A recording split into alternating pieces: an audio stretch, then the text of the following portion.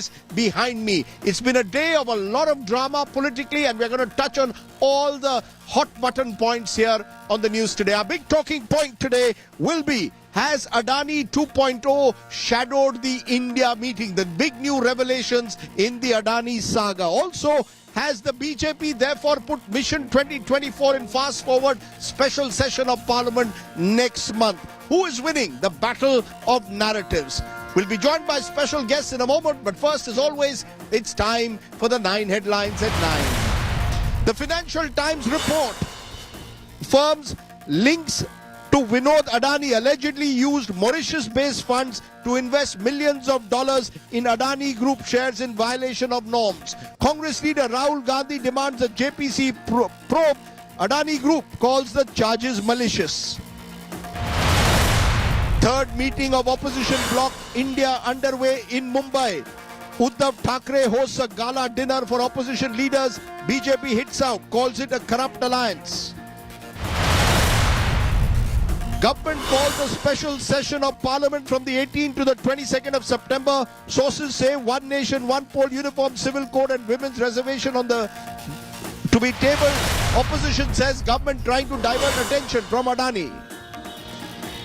India's GDP growth clocks in at 7.8% in the first quarter. India remains the fastest growing major economy. Agriculture leads the charge.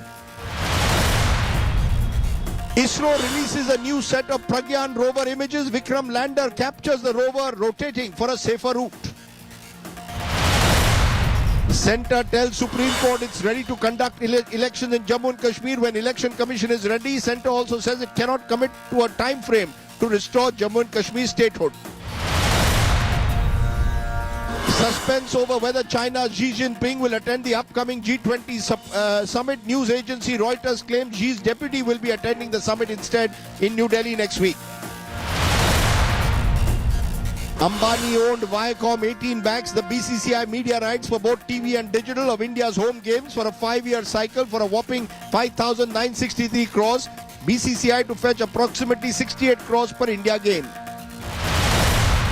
And at least 73 people, including 7 children, are killed after a massive fire engulfed a multi-story building in the center of Johannesburg, South Africa's biggest city.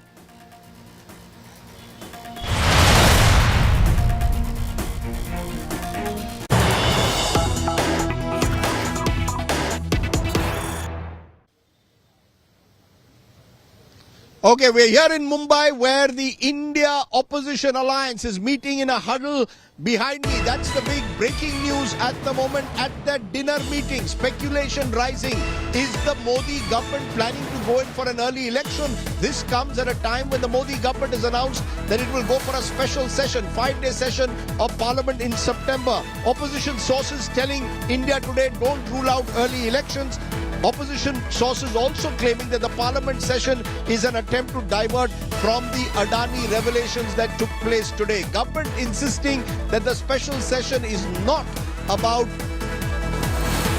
an early election but will be on certain critical issues that they claim are important. We'll see how that plays out, but that's the big story at the moment. The India Alliance, more than 26 parties meeting at a dinner meeting, their third such meeting to try and frame their strategy for the 2024 elections. Now, this opposition meeting, though, has come today against the backdrop of more revelations in the Adani saga. Reports that offshore funds have been traced to the brother of Gautam Adani, the business magnate, his brother Vinod Adani, who lives abroad, and those funds are being suggested were used to pump up the share of the Adani Group. The Congress led by Rahul Gandhi claiming that they have been vindicated, the Adani Group saying the charges are malicious, the BJP staying out of the Adani debate for now.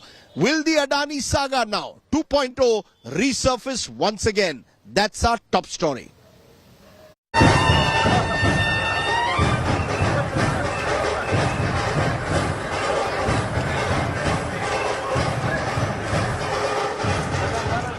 28 opposition parties are in a huddle in Mumbai. The opposition alliance India is deliberating on a new logo, picking a convener and finalizing a strategy for the 2024 Lok Sabha elections.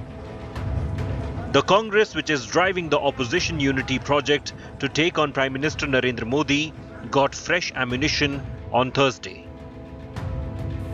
The Financial Times. Two British newspapers, Financial Times and The Guardian, published a report on the Adani Group by the Organised Crime and Corruption Reporting Project funded by multi-billionaire George Soros. Modi-linked Adani family. The report said that overseas companies linked to Gautam Adani's elder brother Vinod Adani invested millions of dollars in publicly traded companies of the group in violation of norms. The report claimed Nasser Ali Shaban Ali from the UAE and Chang Chung Ling from Taiwan allegedly spearheaded the investments. Both are allegedly linked to Vinod Adani, said the report. Citing the news report, Congress MP Rahul Gandhi repeated his demand for a joint parliamentary committee probe into the Adani Group. Why is this one gentleman who is close to the Prime Minister of India allowed to move $1 billion to pump up his share price, to use that money to capture Indian assets, airports, ports? Why is there no investigation taking place? While Rahul Gandhi focused on the Adani Group, most of his partners in the opposition alliance shied away from making public statements on the latest allegations. The Narendra Modi government meanwhile sprang a surprise on the opposition. Parliamentary Affairs Minister Prahlad Joshi announced a special session of Parliament from September 18th to September 22nd. While Joshi said that the government is looking forward to have fruitful discussions and debate in Parliament amid Amrit Kal, he did not give any info on the agenda of the session. Sources tell India Today that the government could table some key bills like One Nation, One Election, Women's Reservation, etc. during the session. Congress leader Jairam Ramesh called the special session a bid to divert attention from the India alliance and insisted it will demand JPC probe on Adani inside Parliament. 3 राज्यों का चुनाव है, वो तीनों राज्यों के चुनाव बुरी तरीके से बीजेपी हारने जा रही है, जिसके कारण ये वन नेशन वन इलेक्शन की बात उन्होंने शुरू की है, चलाई जा रही है ये बात। इंडिया गठबंधन से बौखलाहट, घबराहट का नतीजा है। वन नेशन वन इलेक्शन की तो बगैर हम राय मशवरा कर बगैर सारे स्टेक होल्डर्स से पूछकर, बगैर इलेक्शन कमीशन की रिपोर्ट लेकर तिलमिलाई हुई, घबराई हुई and last stages of power में अपना पावर दिखाने की कोशिश करें, हम उसका विरोध करेंगे। The flurry of moves and counter moves only indicate one thing. The final countdown to Mission 2024 has already begun.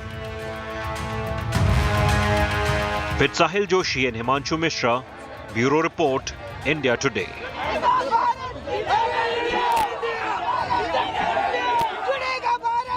So is the Adani issue going to shadow the India meeting going on behind me? Coming out of that meeting, to take some time off out of that dinner meeting, is the Congress's senior spokesperson, head of their social media cell, Supriya Srinath, joins me. Supriya, am I right in saying that the Adani issue has shadowed day one of this India alliance? Rahul Gandhi chooses to hold a press conference here saying that the revelations in the Financial Times, Guardian prove that the Adanis and the Modi government have much to answer.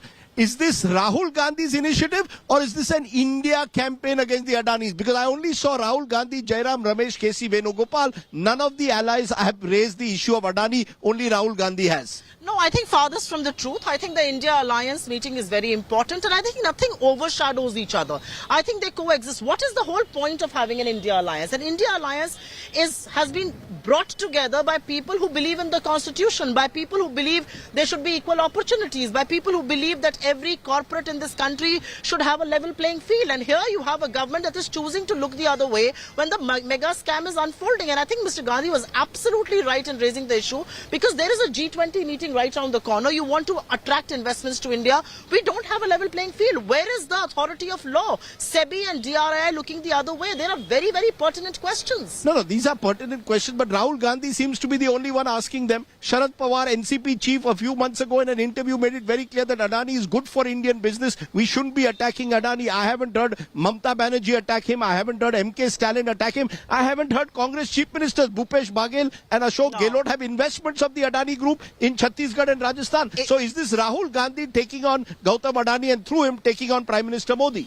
In that case, you need to listen to a lot many more Congress chief ministers and to the opposition chief ministers as well. I think barring a few, people have come out in the open and have spoken on the Adani scam. Look, there are very serious charges of round tripping. There are very serious charges of the promoter holding free float stake, 13% of the 25% free float, which actually triggers an automatic delisting. These are very, very serious charges, something that we can't discuss in passe. I really think that Mr. Gandhi has led the charge against the whole Adani scam. Mr. Gandhi brought it to light in the parliament. He was even willing to sacrifice his Lok Sabha seat and his, membership. The reality is that Mr. Gandhi has been at the forefront of bringing this scam to light, and I think it was only fair that when the world is talking about him, and Rajdeep, may I take 30 seconds to just say, the global headlines are saying that a family business linked to Modi, India's Prime Minister, is being named and being associated with the scam. I think these are very serious charges just before a G20 meeting. No, but you're not answering my question whether Rahul Gandhi, who's taking up these issues, is doing so on his own volition. Has he consulted the India Alliance? You see, because there's a meeting going on at the moment, a dinner meeting of the India Alliance. Is Gautam Adani the issue, or is it how are we going to prepare and strategize for 2020 for the issue? We are a bunch of extremely competent people who can multitask. So while we blow the lid of the Adani scam, while we hold Mr. Modi accountable despite his pressure tactics and despite his tactics to deflect attention away, we can also jolly well sit together and discuss the India Alliance, the way ahead, what are the meeting points. There's an entire agenda that has been discussed in an informal meeting and also over dinner. There is an entire meeting that's planned tomorrow. So give us credit for being people who are smart, people who can multitask, and people who can do both the alliance as well as blow the lid of the Adani scam. I will keep asking this. Is the entire India Alliance on board with Rahul Gandhi when he says the Modi government stands accused of corporate cronyism? Is Rahul Gandhi a lone ranger in this? Are there all Congress leaders on board? The truth of the matter is Gautam Adani has investments in Kerala, where there's a left government. He has investments in Bengal, where Mamta Banerjee is chief minister. He has investments in Chhattisgarh and Rajasthan, where you are in power. I just want to understand, Rahul Gandhi, by going for Gautam Adani in the manner that he did today, following those revelations, is he now going to rake up? Is this Adani 2.0, as I'm calling it?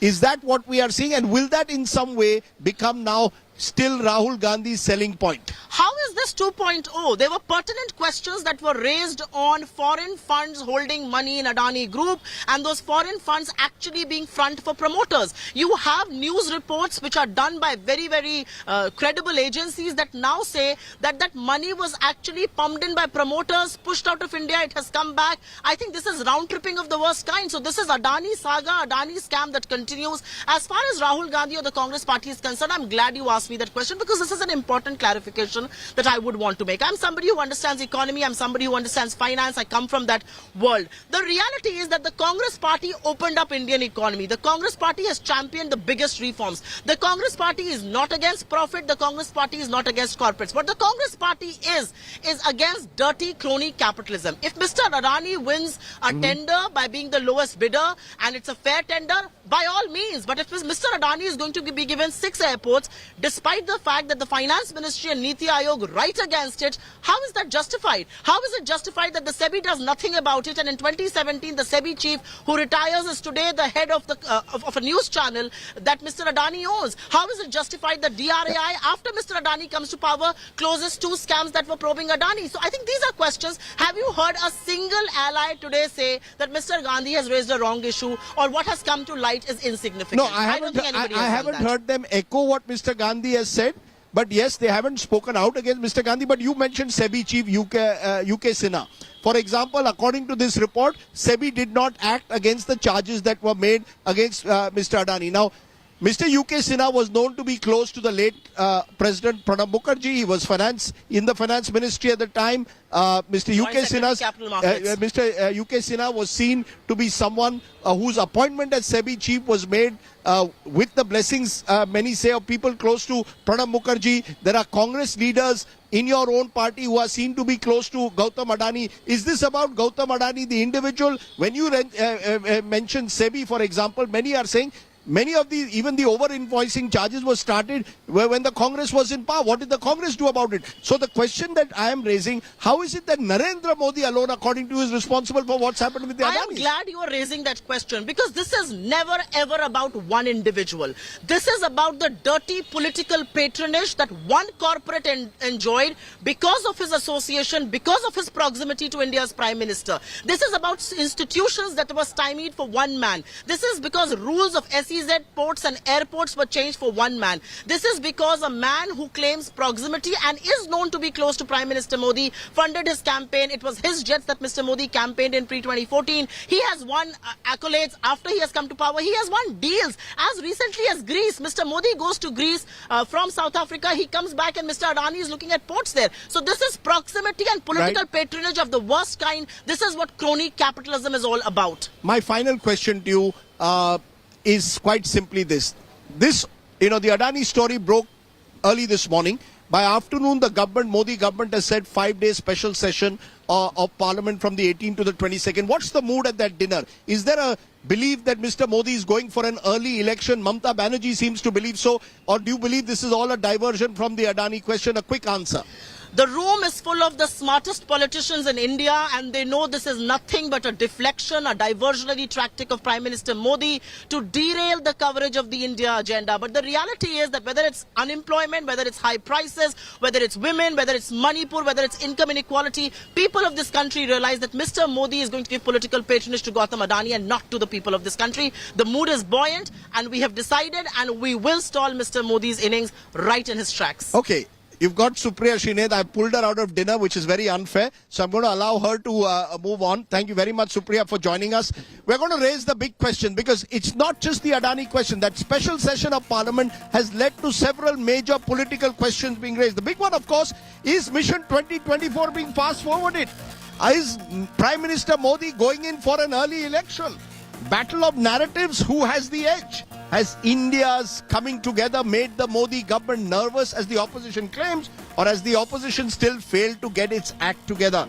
I'm joined by special guests. With me now, Clyde Crasto, also coming out of that meeting of the NCP, is joining me. Sushmita Dev, the Trinamool Congress MP, Shehzad Poonawala, Evergreen BJP spokesperson, Manisha Priyam, political analyst, joining me. We'll come to those Adani allegations. I have a special story on that later. But you just heard Clyde Crasto just now, Supriya Srinath, saying that, look, Rahul Gandhi has taken up this issue. All parties are one with him. Is Sharad Pawar one with him? The same Sharad Pawar, your leader, who in an interview a couple of months ago said Gautam Adani is an asset to this country. He builds India's infrastructure. He seems to not agree with the Rahul Gandhi line that Gautam Adani is a scamster. If something has come out in the open, it is the government's job. There's a law and judiciary in our country. It's their job to look into it. The government, if they're supporting Adani, why are they supporting? It's their job to bring it out in the open. If Mr. Rahul Sharad Pawar is supporting Adani. Let me finish this. Let me finish what I'm saying. He said what he had to say. He had his points. But if there is something that has been raised, I'm sure if the government brings it out, then people are going to look at it that way. So the point here is the government has to say, are they supporting Mr. Adani or are they not supporting Mr. Adani? That is their point. And you ask this question, are we with Mr. Rahul Gandhi? Obviously, we are all together. They are there inside. The meetings are going on. See, the India Alliance, the meet that is happening, we have come together on a common platform. A common minimum program. We are here to serve the people of India. Does the common platform include Adani? Well, is he a political party? No, Rahul Gandhi does a press conference here. He was here. No, Rahul Gandhi does a press conference here. Why were other leaders not there with him? That is the Congress press conference. Is somebody from another channel going to sit here and conduct a debate with you? No, this is your channel. You are the anchor of this channel. You will conduct the debate. I'm not in alliance with the other channels. You are. No, that was the Congress party. See, like I told you, we are different parties coming together on a common minimum program.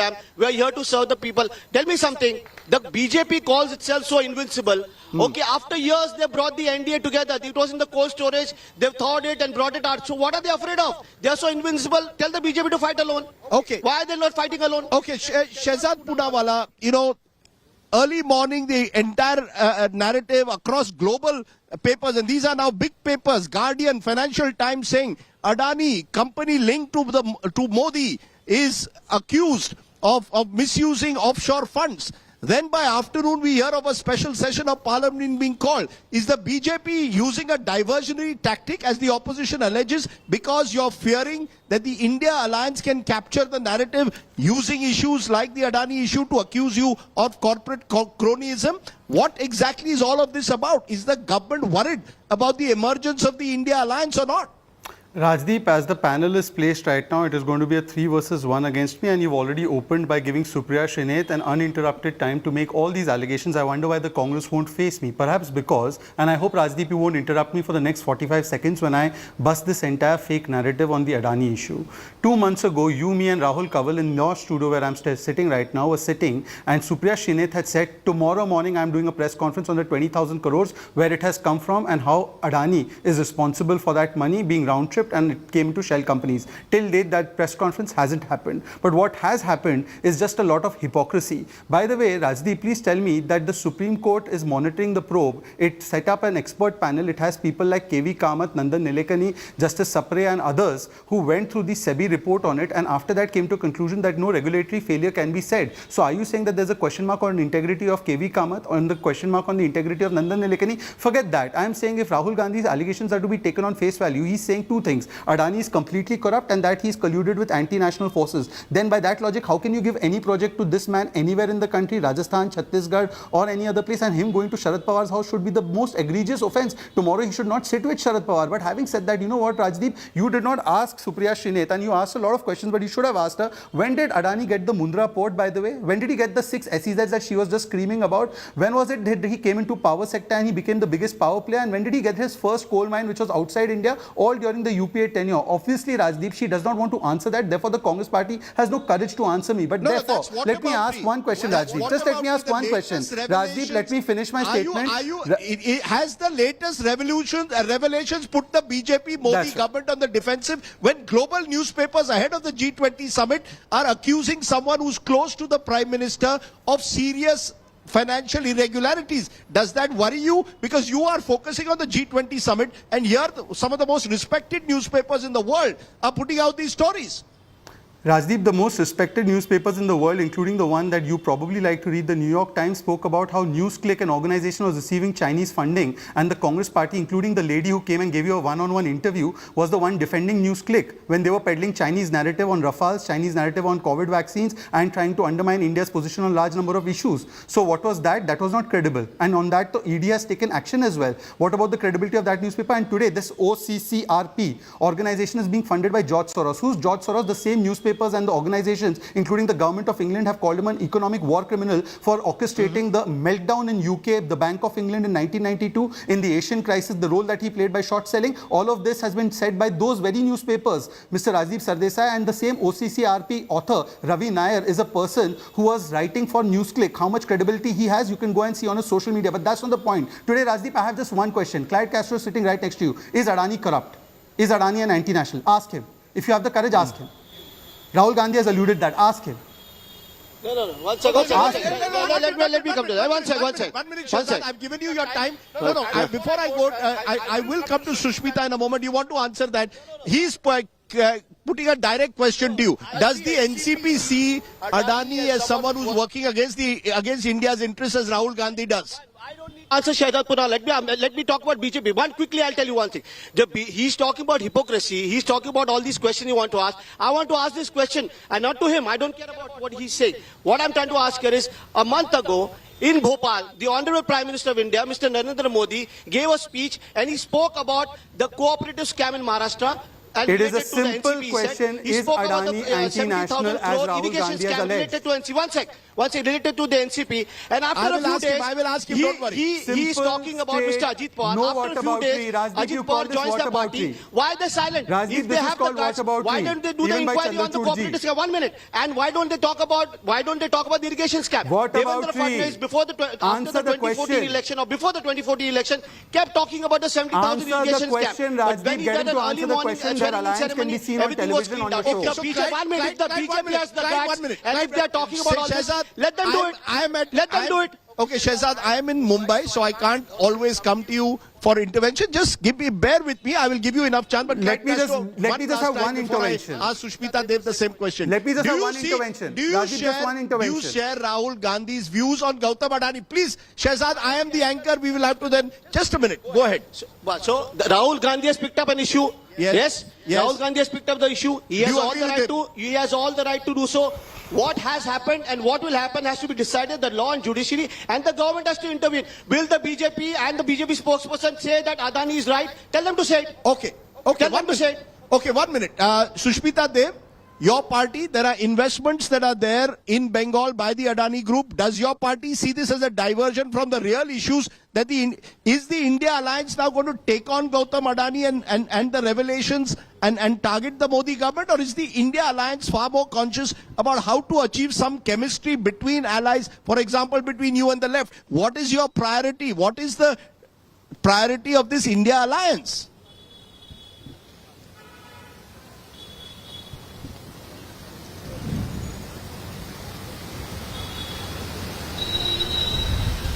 Sorry. Sushmita, you're on mute. Sorry. Can you unmute yourself, please? Yeah, first of all, I think it's go ahead now. It's quite surprising to see any party spokesperson defending Adani. I hope your viewers are noticing that. Number two, whatever our stand on Adani is not only on TV channels, but is also in the and Rajya Sabha. Our parliamentarians and members of parliament have given their views on Adani very clearly. Thirdly, Rajdeep, to say that just because Mr. Adani has made an investment in Chhattisgarh or has made an investment in West Bengal means that he's capable of no wrong and we can't question him on any other issue is a complete fallacy. Today, a businessman may have done something in some state or made some investment in some state. That doesn't give him a blanket permit to go and do something that is totally against the SEBI rules or whatever in another case. So please stop cornering a Bhupesh Baghel and a Ashok Gehlot and a Mamata Banerjee saying, oh, they've invested in these states, so Adani now should get a clean sheet from all the parties. I think that argument is absolutely No, does Mamata Banerjee share Rahul Gandhi's views about the way the Adani Group operates? My simple question is, does Mamata Banerjee share? Rahul Gandhi had a separate press conference today targeting Adani based on these revelations. Does Mamata Banerjee, do the India allies support Rahul Gandhi in this crusade that he has launched against the Adanis and their alleged links with the Modi government? At the cost of repeating myself, whether it is a Adani or whether it's a Ambani or whether it's the Tatas, if you're guilty of bad and illegal business practices, why should any chief minister support it? Why are you making this about Rahul Gandhi's press meet? That's the point I'm making. I mean, there is clearly you're trying to look for a divide amongst the parties who are in alliance in India, but it's not going to work. If something is wrong, it is wrong. If something is right, it is right. If Adani does something wrong, why will any chief minister support him? The fact is, Shehzad Poonawalla, the Prime Minister has kept completely silent. The Prime Minister has kept completely silent on the Adani question. Now that it's resurfaced, will the Prime Minister be ready to speak? So far he's kept silent. Instead, we now have the Prime Minister or the Parliamentary Affairs Minister saying 5-day special session in the middle of Ganesh Chaturthi to celebrate Amrit Kal. The feeling is this is a diversionary tactic. You all don't want to face the real issues. Instead, you want to use issues to pump up the Prime Minister's image rather than the Prime Minister answering the questions on Adani that the opposition wants to raise. Give me 45 seconds to answer that question without interruptions. First of all, are you suggesting that a special session of parliament, which is something that has been done not just for the first time, but it has happened in Vajpayeeji's tenure and in the UPA, is a diversion? So calling for parliamentary session where people's issues are discussed is a diversion according to Rajdeep Sardesai. All right. Now let me come to the larger question that you're asking about Prime Minister's Not silence. according to me, according to the opposition. Shehzad Poonawalla, please. I said the opposition says it's a diversion. Suddenly out of the blue you announce a special session in the middle middle of Ganesh All right, Chaturthi? Rajdeep, don't get so defensive. I understand. I didn't mean it against you. I meant that this is what you're conveying. Anyways, Yeah. let me move on. Rajdeep, now let me come to the issue. I am glad Yes. the Prime Minister does not speak on this. I'll tell you why. Because there's a Supreme Court probe which the expert panel committee was doing. Should the Prime Minister or any executive authority be saying anything when a judicial probe is on? This is the separation of powers that we always envy in the Constitution. But Rajdeep, I want to ask you, when the Supreme Court gives the panel in the sense says that the SEBI has done no regulatory mistake and it has come out with its categorical finding, and I know you have gone through that report, and if still Adani is considered to be corrupt, I am not defending Adani, I am saying if he is considered to be corrupt or something that has been done wrong by him, then what allows the Chief Minister to invite him and give him Tajpur port in West Bengal? And please tell me that if he is corrupt, then how come he can be corrupt in one part of the country but not in others? So when Dighi port was handed over by Uddhav Thackeray, was it corrupt or not corrupt? And thirdly, I want to ask you a very specific question. Here is the TMC. Now on this so-called divide part, Sushmita ji has let the cat out of the bag. The TMC never demanded a JPC. I'm reading out official statement of Mr. Derek O'Brien. TMC says, I appeal to the state governments to probe Adani Group wherever they have a project. This is their stand. Now I ask you that when this was the stand of TMC and there was nothing to hide, why didn't Chhattisgarh and Rajasthan order the probes? This is Derek O'Brien's stand. And by the way, let me also tell you, Mr. Khadge on 2nd February 2023 said, either Supreme Court probe or JPC, one of them. The Supreme Court probe started when a Congress leader, Jaya Thakur, went to court. When that started, do they not have faith in the Supreme Court? And it is the TMC which said that state government should probe. So I asked the TMC, where is the state government probe in Rajasthan? Where is the state government probe? But let me come to the larger issue now. Okay, you made Shehzad, Yes, go ahead. Rajdeep, What's I'll the tell you larger what the issue? problem is. Rajdeep, just 20 seconds, I'll tell you the problem. The problem is that on one hand, you have mission and vision of the Prime Minister who wants to take this country from 10th to 3rd position, who wants to take 13.5 crore people out of poverty, who wants to double per capita income, who's quadrupled per capita income of middle class. But other end, you have people who have just no mission, vision, only contradiction and ambition. And with this ambition, sometimes they say we will become PM, but they in their contradiction, you can see TMC versus left, Okay. you can see TMC versus Congress party, you can see Congress versus left. Today Pinarayi Vijayan has said Congress is not secular. Today Adhir Ranjan Chaudhary saying democracy is dead in West Bengal under Mamata Banerjee after the bomb blast case. Where is this contradiction coming from? Because they have nothing in common. What is their common between on 370? Okay, Article 370 is an important issue. You made your Do they have a point, common stand? Shehzad. Okay, you made your point. Let me get Sushmita to respond, and then I'll come to you, Manisha Priyam, on the bigger political picture. But Sushmita Dev, according to Shehzad Poonawalla, the real issue is, can this India alliance get its act together? Can they actually overcome their contradictions, TMC versus left, AAP versus Congress, and actually present a cohesive, positive message from this India alliance, rather than simply suggesting that the Modi government is culpable in alleged Adani scams or cronyism? Rajdeep, let me make it very clear that this entire reaction of the BJP, which is coming out repeatedly after every meeting of the India Alliance meeting, speaks volumes in itself.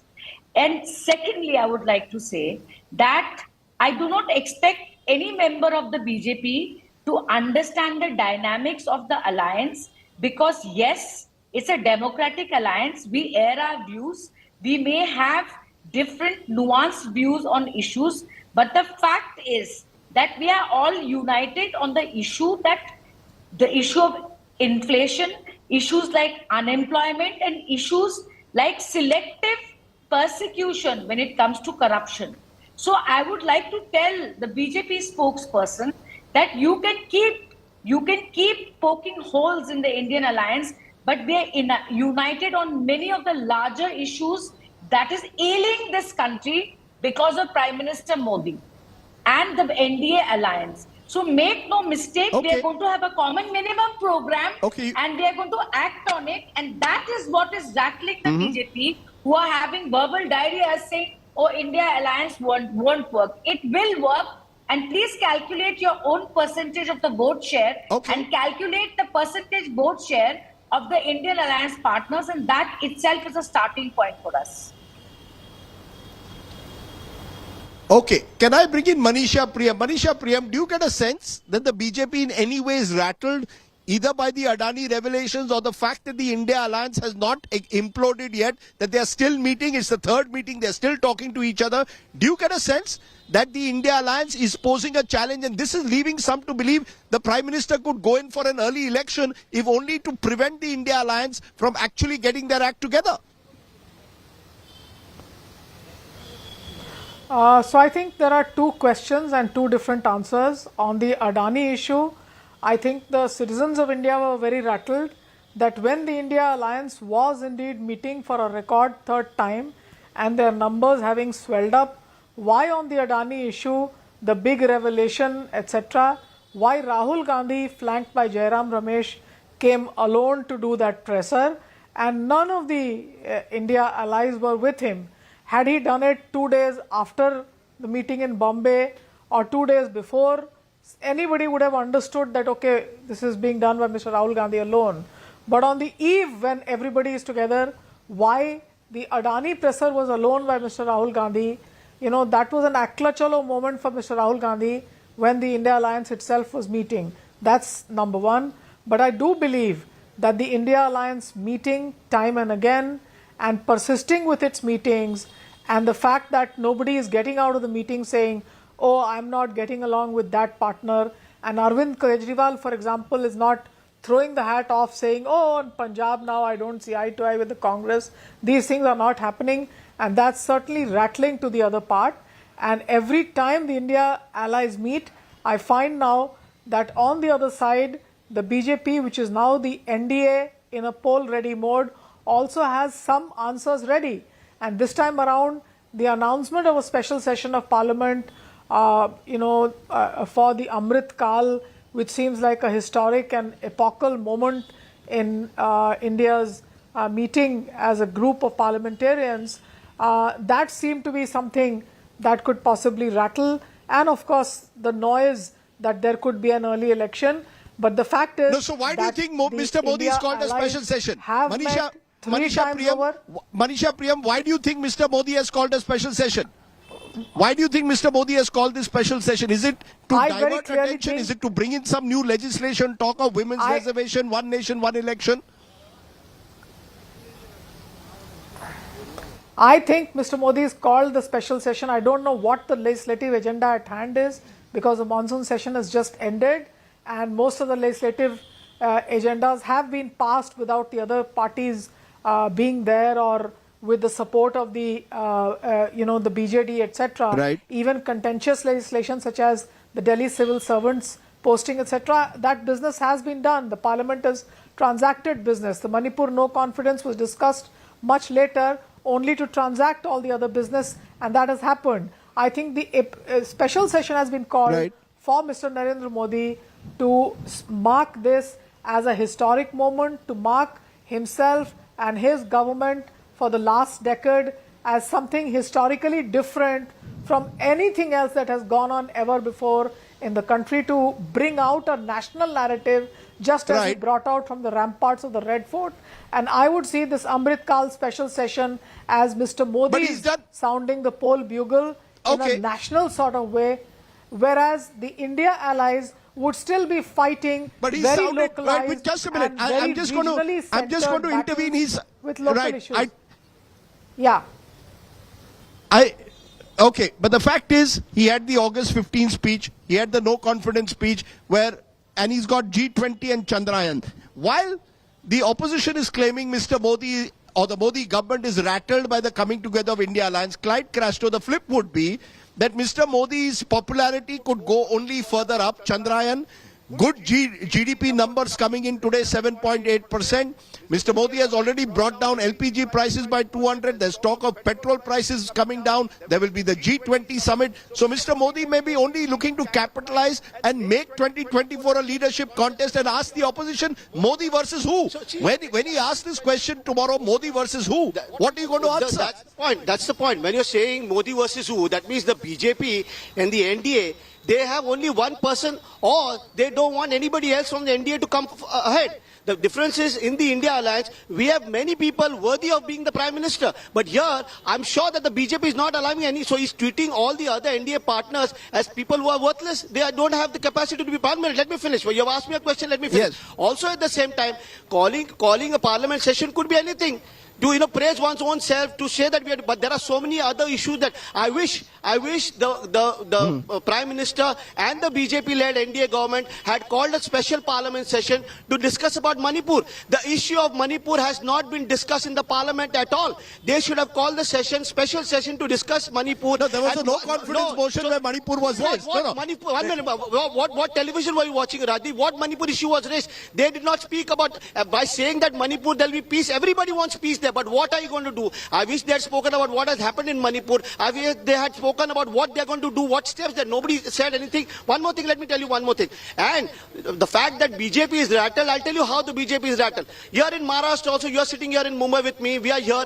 There was the opposition, that is our opposition, the BJP, the Eknath Shinde camp, the Ajit Pawar camp. They had no meeting planned earlier, but because we had the India meet here, they have come together and they are having a meet there to discuss all these things. BJP is rattled. BJP wants to make sure that before the India meet and the India alliance take off, they want to hold some elections so that the people... Okay, just a minute. No, just a minute, sir. No, just a minute. My final word to you, Shehzad, is this special session about once again band Baja Bharat around Prime Minister Modi? When the fact is, you've got serious problems. I'm in Maharashtra, there's a serious onion crisis. Unemployment is a serious issue. Are these the real issues that you should be debating in Parliament? Instead, it is suggested that this special session will be about once again band Baja Bharat around one individual, make Mr. Modi larger than life. A final word. Rajdeep, I'll answer your question in the next 20 seconds, but I'll first address Clyde and the other panelists. Let me start by Clyde. Clyde said that, do I not have any other face? Rajdeep, when you're sure of your plans... No, you address my question, we are running out of time. When you're sure of your plans, you don't need plan B, plan C. Rajdeep, you anchor 9 p.m. There are no replacement anchors for 9 p.m., are there? It's not something that they're not sure of. So just like they are sure that you will anchor at 9, we are sure our Prime Minister will be there. But Rajdeep, having said that, Rajdeep, may I complete? Rajdeep, may I complete? Rajdeep, who is rattled? Yes. Aam Aadmi Party was born out of cursing and trying to send Congress to jail. PDP fought NC for all their life. TMC said 34 years of left Khuni rule where democracy was stifled. Congress fought left in Kerala all their life. Those who are rattled are today leaving aside their differences and coming together because they're rattled by a man called Pradhanmantri Modi, who is delivering for the people. They are rattled, not us. We are delivering, they are rattled. And as far as the special session is concerned, Rajdeep, every session of Parliament is band Baja Bharat for the people of India. So yes, we will use the special session to announce and to do work and to execute and to implement and to legislate for the people of India with band Baja Bharat. Okay, people of India banned Baja Bharat. No, Yes, 1 second, 30-second advantage of being with me here next to me. Quickly, what is it? What is your last point? See, Hold the mic. My last point is very simple. Shehzad Poonawala says it's not rattled. If they are not rattled, then why doesn't BJP take the challenge of fighting the 2024 elections alone without the NDA parties, the alliance? Fight alone and prove to the people Rajdeep, of India that we are invincible like we claim. Rajdeep, let me and answer take the challenge and fight the elections alone. Let me Simple. answer this. Rajdeep, let me answer this. 30 seconds, yes. Rajdeep, 30 seconds or I 10 follow, seconds, yes. You know, Rajdeep, the real double engine of television news is Rajdeep and Rahul Kanwal, who did a Mood of the Nation survey. And in that survey, you said even the BJP has got more than 282. It's not our arrogance, but the fact that if it's a commitment to an ally, we work with the ally. Mr. Paswan was not there. We had come into power without anybody's support, but we made Mr. Paswan a minister. Mr. Nitish Kumar was a smaller party. We made him the chief minister. In Maharashtra, Eknath Shinde has 40 1 MLAs. second, We have 100, Rajdeep. but we made him the chief minister because we consider Okay. our allies, our friends through good times and bad. And therefore, Prime Minister Modi says, allies ke saath chalenge, chahe hamari sarkar akeli kyun na Okay, bane. there are a number of allies, Shehzad. May I stop there? There are a number of allies. Just If a minute, sir. you break the government, we'll make you CM. That's what they did. They did not fight elections together. We've heard that. The fact is, as you can see, the battle lines are drawn. Let's take a break. When we come back, we're going to come to our good news today story. There's some good news as always. You've heard all the politics. A little bit of good news. You're watching the news today, where the battle lines are being drawn for 2024. Back in a moment.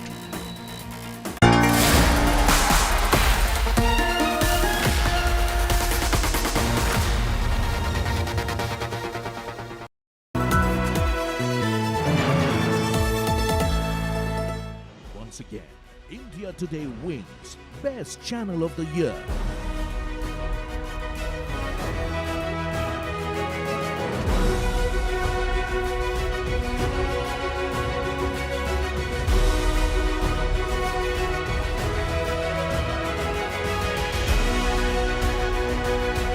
Thank you very much, viewers, for making the India Today Group the most awarded TV news network at the ENVA Awards 2023.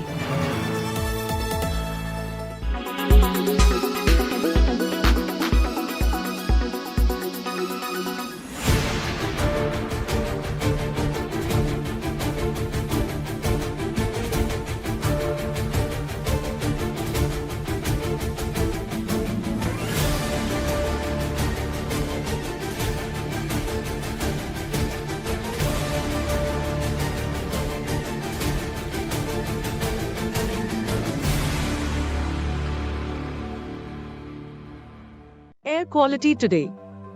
In Delhi, 125. In Mumbai, 73. In Kolkata, 150. In Bangalore, 60. In Chennai, 49.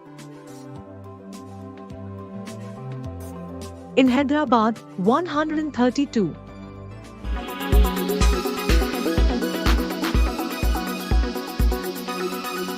Make your media plan smarter with India Today Live TV on your connected devices. Amplify your brand with 100 million smart internet viewers. To advertise, mail us at sales@aajtak.com.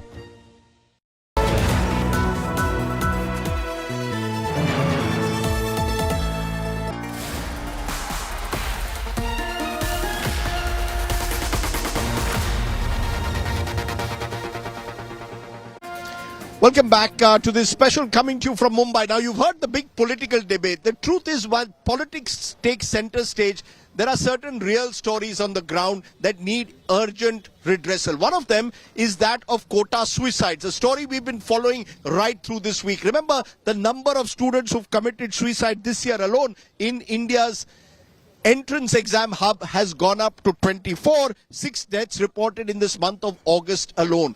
Parents are terrified, students are committing suicide. What's the mood in Kota? It's our Get Real India story tonight.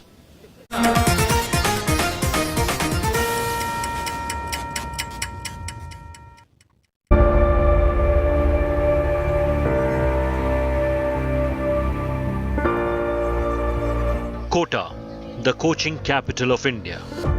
Thousands of students dreaming of clearing entrance exams like IIT-JEE and NEET come here every year. From hours-long study sessions to seeking divine intervention, aspirants leave nothing to chance. This temple in Talwandi, dedicated to Krishna and Radha, has become very popular, with students writing their wishes and aspirations on the wall of beliefs, hoping their prayers will be heard by the deities. In Kota, suicides are constantly increasing. We are standing at the Radhakrishnan temple.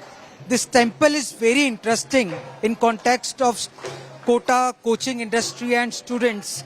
Every year, lakhs of students come to Kota and many live in this Talwandi area. This is Radhakrishnan temple and we are showing you something very shocking. This is the wall where the IIT aspirants, AIMS aspirants write what they want to achieve.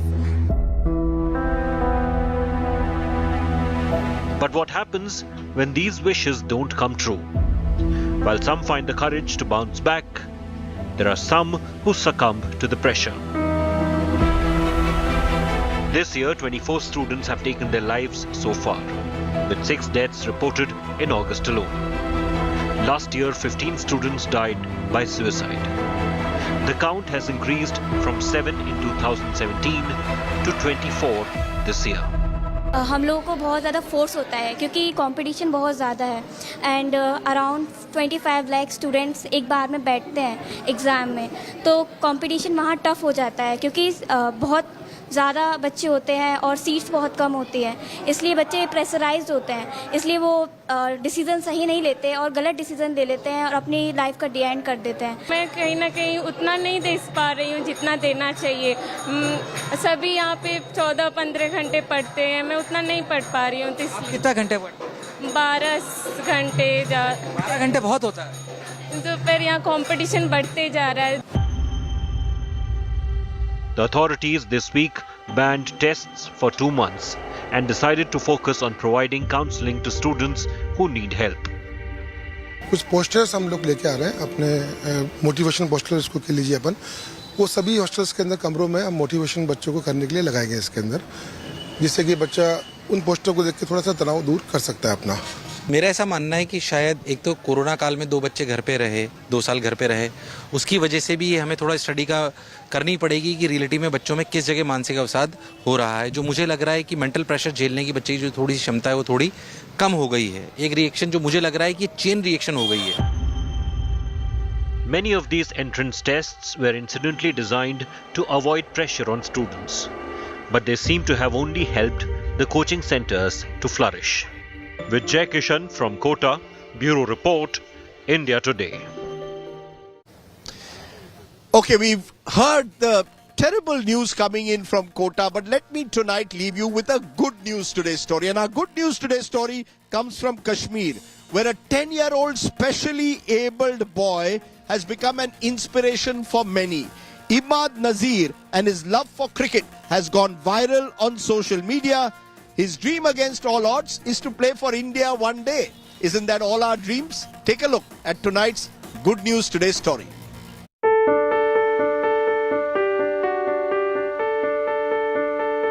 Unwavering determination and a dream to represent India. Hailing from Kashmir's Kulgam district, 10-year-old specially abled Imad Nazir's love for cricket keeps him going. Imad draws his inspiration from Mahendra Singh Dhoni, but his own journey is an inspiration for many. जब से मैंने cricket खेला है तब से मुझको Mahendra Singh Dhoni favourite player है। मैं बॉलिंग भी करता हूँ, बैटिंग भी करता हूँ। मुझे डीसी साहब और एसओसी साहब ने मदद की, मैं आगे भी जाता हूँ, ऐसे मदद करे मैं इंडिया का नाम रोशन करूँ। Imad lost his mother when he was born. His father has been a constant support for him.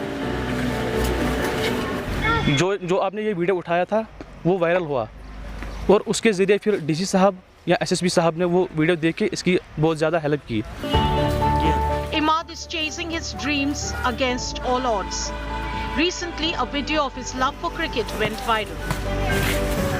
तो मैं लोग अमिस क्रिकेट शौक कर अमिस गो बचपन पान पे शौक क्रिकेट मे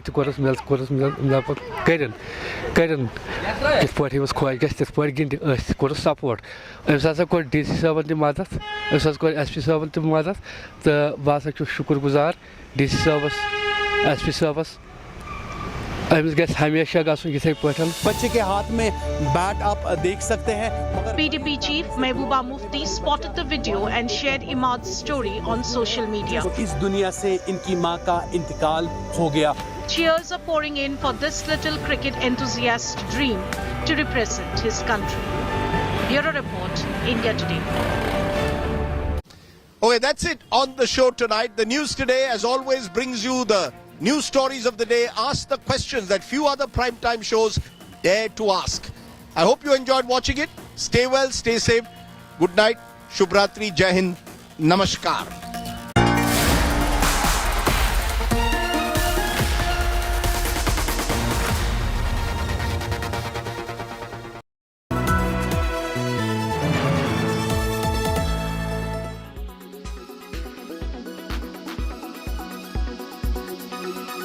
काम वहाँ पर दिल्ली सरकार करा रही है। कल तक तो छाती ठोक ठोक कर कह रहे थे कि हम काम करा रहे हैं, आज पल्ला झाड़ रहे हैं। सच ये है कि इनकी जो हिंदू विरोधी आस्थाएं हैं वो दिखती हैं बार बार, और इन्होंने अपने सरकारी महकमे में कह रखा है कि आपने सब वह करना है जो कि हिंदू विरोधी हो। इसलिए इस प्रकार की बात होती है। नहीं तो किसकी ज़रूरत दिल्ली के अंदर कि कोई शिवलिंग लगा देगा फुहारे की जगह। स्पष्ट दिखता है कि कैसी मानसिकता है आम आदमी पार्टी की। आपने भगवान शिव की आराधना करने वाले शिवलिंग को फुवारों की तरह सड़क पर खड़ा कर दिया, तो बहुत गलत काम किया। किसने भी किया हो, पुलिस तो भारतीय जनता पार्टी की केंद्र सरकार की है, FIR क्यों नहीं दर्ज करा देते? धार्मिक भावनाओं को ठेस पहुंचाने के लिए, हिंदू धर्म का अपमान करने के लिए अब तक दिल्ली पुलिस ने इसके ऊपर FIR क्यों नहीं दर्ज की? FIR दर्ज होगी, पता चल जाएगा।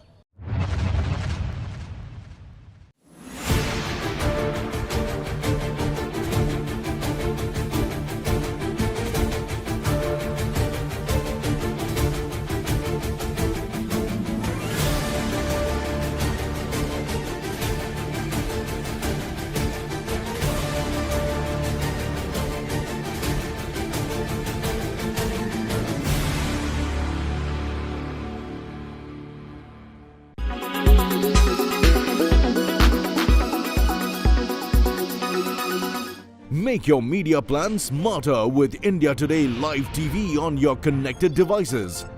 Amplify your brand with 100 million smart internet viewers. To advertise, mail us at sales@aajtak.com.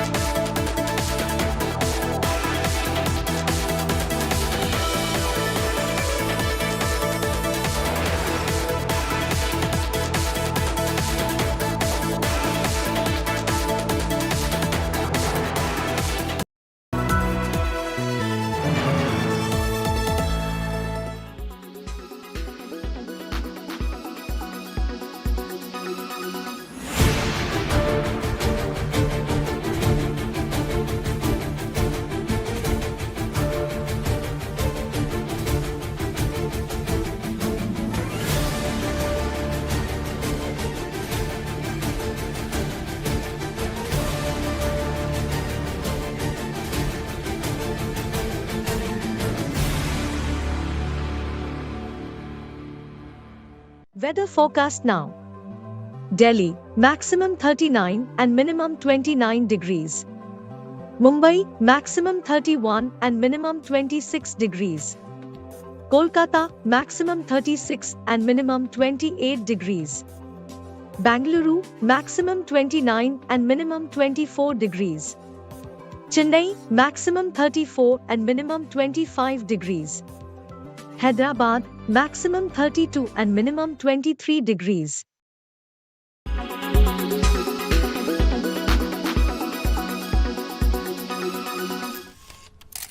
Kerala public health. All political parties traveling from different parts. Armed with facts, Looking at political black. she takes the news by its horns. Do you think the future of these students are not hampered?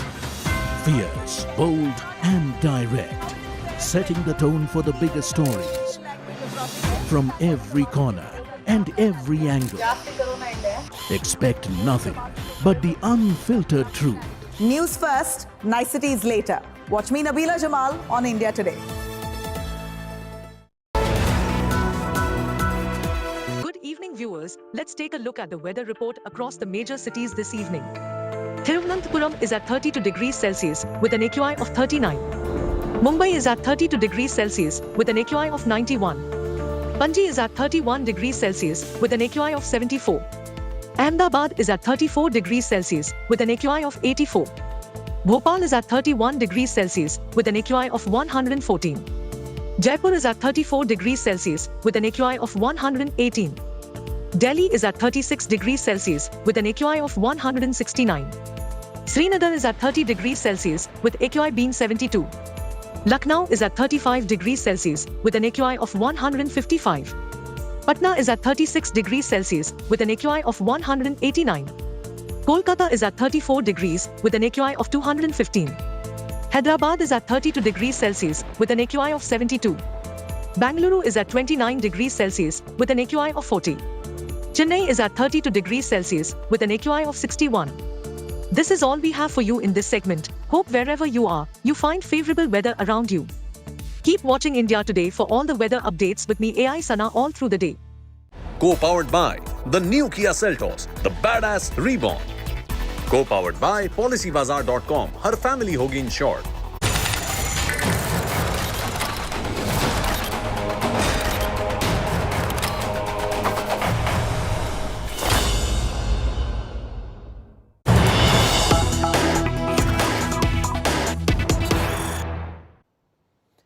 News just coming in, the Indian Air Force will be on a state of operational alert ahead and during the G20 summit in the national capital. India Today now gets you details of the Indian Air Force Operation Trishul that will coincide with the G20 summit. So IF, the Rafales, the Mirage 2000s, the Su-30 MKIs, they'll carry out a series of exercises not far from the line of control and the line of actual control. Not just the fighter jets, the Chinooks and the Apache helicopters will also be a part of these simulated war drills or exercises of Trishul during the G20 summit. From satellites to drones, the eye in the sky will remain active. The special forces are also a part of these exercises from the 4th to the 14th of September. The exercises will be in the northern sector. I quickly want to cut across to India Today's Manjeet Singh Negi and Shiv Arur for more on this big story, breaking first and exclusive on India Today. Manjeet, bring us details of the exercises that are planned between the 4th and the 14th of September. Well, Gaurav, as you are aware that the G20 summit is the largest gathering of global leaders in such large number in the country in the last many decades. Around the same time of the meeting, an exercise, Trishul, in the northern sector along the border with China and Pakistan is being held. All major fleet fighter like Rafale, Mirage 2000 and Su-30 will be participating in the drill along the heavy lift transport aircraft and chopper including Chinook and Apache. In view of summit, fighter jet including Rafale have been put in the high alert at the operational readiness platform level to respond to any situation less than 6 minutes. And the Air Force has also activated the air bases in and around the national capital Delhi, including Hindenburg Air Base and also Ambala, Bhatinda, Adampur and Sirsa. Multiple heads of state and government will be in India, including the US President. I quickly want to bring in India Today's Shiv Arur for more on this. Shiv, explain the timing and the thinking behind these exercises. Well, as you know, complex war games and military exercises take many weeks to plan and many weeks to execute. There are a lot of moving parts. There is a great deal of detailing that goes into putting together a military exercise of this scale. And the Trishul exercise, by all accounts, is going to be a pretty extensive exercise. As India Today's Manjeet Negi has reported, the Air Force is going to be deploying almost all of its air assets, or at least airframes from all of its aircraft fleets at the border areas with China, whether it is Ladakh or J&K or Punjab or Himachal. It's going to be a big exercise, but let's never forget that there is a great deal of messaging also that happens. The G20 also isn't something that was decided just a few weeks ago. It's been a long time in the planning phase as well. The dates have been known for a long time as well. So the Indian Air Force deciding to put up this offensive combat war game, military drill, whatever you want to call it, at a time when all these countries are going to be in India. There's still suspense over Xi Jinping's attendance, despite what Reuters and others are reporting. There's no official confirmation, but assuming that even if he doesn't come, the fact is the psychological effect of a vast military exercise on the China border at a time when the India-China standoff continues to be the largest military standoff in the world at this point of time, sends out a huge message as far as a country that will do what it takes to defend itself against an unpredictable and an unsavory neighbor that continues to have territorial ambitions. This is a country, remember, that literally all other, many members of the G20 have problems with, whether it is, whether it is the United States, whether it is Canada, whether it is the United Kingdom. All of these countries have their own individual issues with China, but it is India that is fighting China face to face, diplomatically and of course militarily as well. So this exercise, Trishul, by the Indian Air Force is one element of a game that India, in my opinion, has been late to come to, but is obviously playing it really, really well and playing it in a hard-nosed fashion. Playing mind games, psychological operations, power projection, showing what the Indian Air Force is capable of, choosing to do it using air power, which the Indian Air Force and the Indian government know, the India enjoys a huge advantage on, especially in eastern Ladakh. So all of these factors go into, the subtle and overt interplay between two countries that could very well be at war. Thankfully, that's a remote prospect, but this war game certainly goes a great distance in telling both China and the world that India is not just any other country. Oh, absolutely. And as the Air Force says, the more you swear in peace, the less you bleed at war. Very clearly, this is Chanakya Niti versus Sun Tzu's teachings. Now, China's so-called new standard map. The new standard map of 2023 that shows parts of Ladakh and Arunachal Pradesh as Chinese territory, it sparked off an angry war of words between the opposition Congress and the ruling BJP at the center. The Chinese map, seen as part of Chinese psychological warfare, also shows Taiwan and the 9-dash line areas as Chinese territory, sparking off angry protests even in Taiwan, Indonesia, Nepal, for example. Now, in India, Rahul Gandhi has accused the Narendra Modi government of being economical with the truth on China, and the BJP has hit back, accusing Rahul Gandhi and the Congress of being pro-China.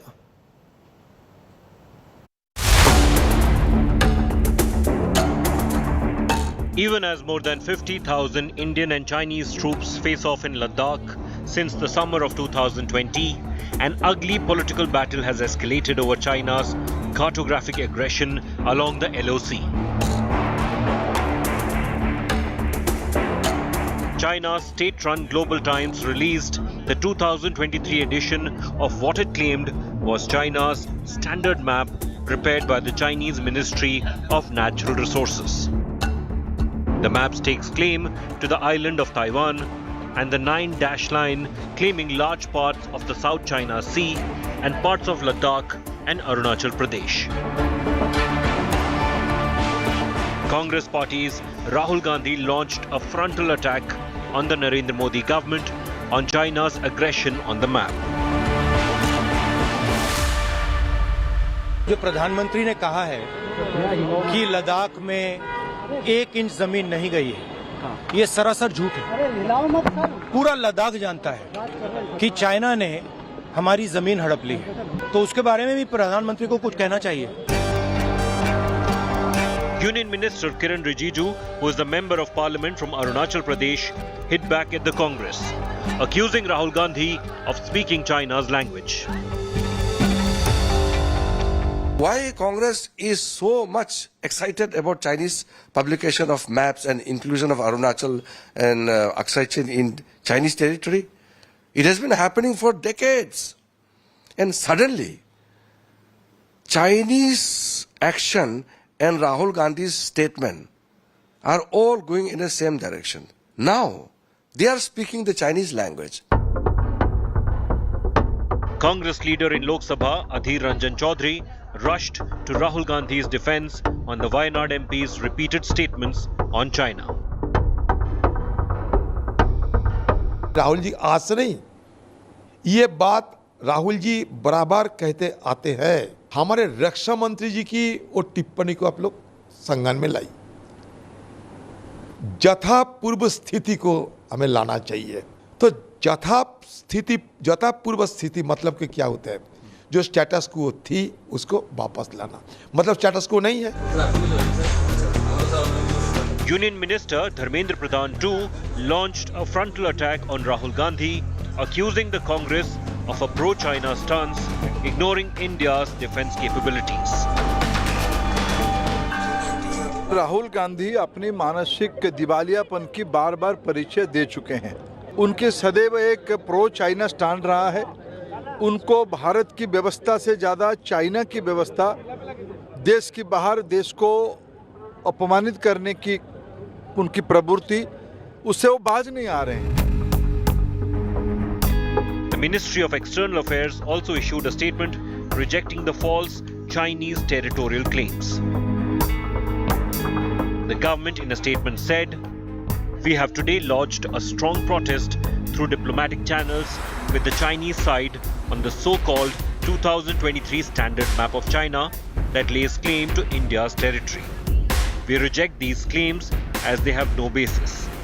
Such steps by the Chinese side only complicates the resolution of the boundary question." Union Minister Prahlad Joshi too targeted Rahul Gandhi and the Congress for ignoring the MEA statement and accused the Congress of a historic pro-China stance. तो मैं राहुल गांधी को sympathy व्यक्त करता हूं कि लद्दाख में हुआ, और उनको चाइनीज़ के मैप के विश्वास है।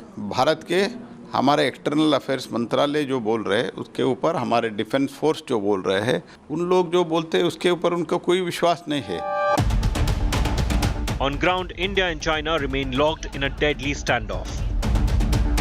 There have been 18 rounds of talks at the level of corps commanders, and even on the sidelines of the recent BRICS summit, Prime Minister Modi and the Chinese President Xi Jinping instructed their officials to speed up disengagement at the friction points. But the political face-off is only set to intensify. Bureau Report, India Today. Joining me with the latest on India first is Adil Singh Boparai, leader and spokesperson of the Congress. Lieutenant General Sanjay Kulkarni is former Chief of Staff of Ladakh Corps, and Sushant Sareen is a senior fellow at the Observer Research Foundation. Adil Singh Boparai, respond to what the three union ministers are saying, accusing Rahul Gandhi and the Congress of speaking China's language. Well, first and foremost, Gaurav, at the outset, the Congress party condemns China's belligerence and their repeated attempts which constitute an assault on our sovereignty. Arunachal was, is, and will always remain an integral part of India. Let me make it very clear on behalf of the Congress. The Chinese claims are factually incorrect and have no basis in history. Having said this, now let me make the Congress party's position categorically clear. We stand with India, and today Indians and our self-respect and our self-dignity is at stake. How can a foreign country claim an integral part to be theirs? In fact, we in the Congress and we in India want the government of India's response to be vociferous and robust. We don't want our government's response to be tepid and meek. But tell me something, is this the first time, as Kiran Rijiju asked, Union Minister Kiran Rijiju asked, is this the first time China has done this? You've seen the response of the Ministry of External Affairs. Do you find that inadequate? We find it unbecoming and we find it completely inadequate. And the fact is, these three ministers are nothing more than glorified clerks. Today, the fact of the matter is, why have we had, I ask you this question, Gaurav, why have we had 19 rounds of discussions with the Chinese? Why are we seeking status quo ante? The reason why somebody seeks status quo ante is that the status quo has been disturbed. This is plain English. You and I understand, your viewers understand. That means post-April 2022, the Chinese disturbed the status quo. Okay. It is a matter of fact, and unless and until somebody is wearing a BJP lens, well, I don't want to get into that. But any objective person will agree that the Chinese have made multiple incursions along the LAC. Let me get Sushant Sareen to respond to this. There are some BJP sympathizers. Let's keep this one. Let's take this step by step. You've made a point. Sushant Sareen, is there merit? Is there we had 19 rounds of talks? Okay, so you've made that point. Sushant Sareen, merit in Rahul Gandhi's criticism and the Congress criticism that the government response is weak. Point 1. Point 2, restore status quo ante. If it hadn't been disturbed, why have we had 19 rounds of talks? Your take on this as an analyst, sir. So, I find it difficult to believe when seasoned political leaders talk about there should be a vociferous response. Now, what does Mr. Boparai actually mean by a vociferous response? Should we give maa behan ki gali and that will be a vociferous response? The foreign minister of India, the external affairs minister, has said that this is an absurdity on the part of the Chinese. He said that just because you make a claim on a map does not make that claim true. We have rejected it. We've issued a démarche. What else do you want us to do? That is the diplomatic way of doing things. Unless, of course, you say that, okay, fine, we challenge Xi Jinping to come and have a dangle with us. That is not how diplomacy is done, is it? Is this the first time the Chinese have come out with a map? Now, the problem is that the Chinese have come out with a map which has claims which not just India, other countries are also protesting, and India has protested, and India has rejected those claims. And this is not the first time that the Chinese have claimed either Arunachal or parts of Ladakh as part of their territory. Okay. Right? So, one is that rejection. The second point, which Mr. Boparai says, is partly correct. Yes, the status quo has been disturbed. The status quo has been disturbed in the sense that there were forces which were many kilometers away from the LAC. They have brought their forces much closer to the LAC, in some parts very, very close, and which is why you have an eyeball to eyeball confrontation. That is a change in the status quo. These are very, very sparsely areas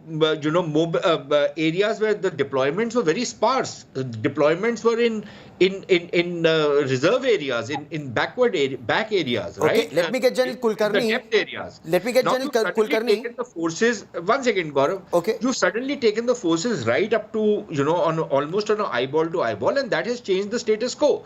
That is what we are saying, that you need to disengage, you need to de-escalate, and you need to pull back, de-induct your troops. Now, that is the three-stage thing which India has suggested to them. And finally, on the claims of Mr. Rahul Gandhi, it is true that China has occupied thousands of kilometers of territory in Ladakh. But he should also tell us when these thousands of kilometers were occupied. How many thousands or hundreds were occupied in 2013 in Demchok and those areas? How many thousands were occupied in Aksai Chin in the 50s and the 60s? Please tell us all of that. Okay, quickly, Adil Singh Boparai, you want to respond to this point? 2 quick points before I bring in General Kulkarni for a military perspective. China came out with maps even before 2014. India has responded in a similar way. Before 2014, China's occupied territory or tried to do salami slicing of Indian territory even before 2014.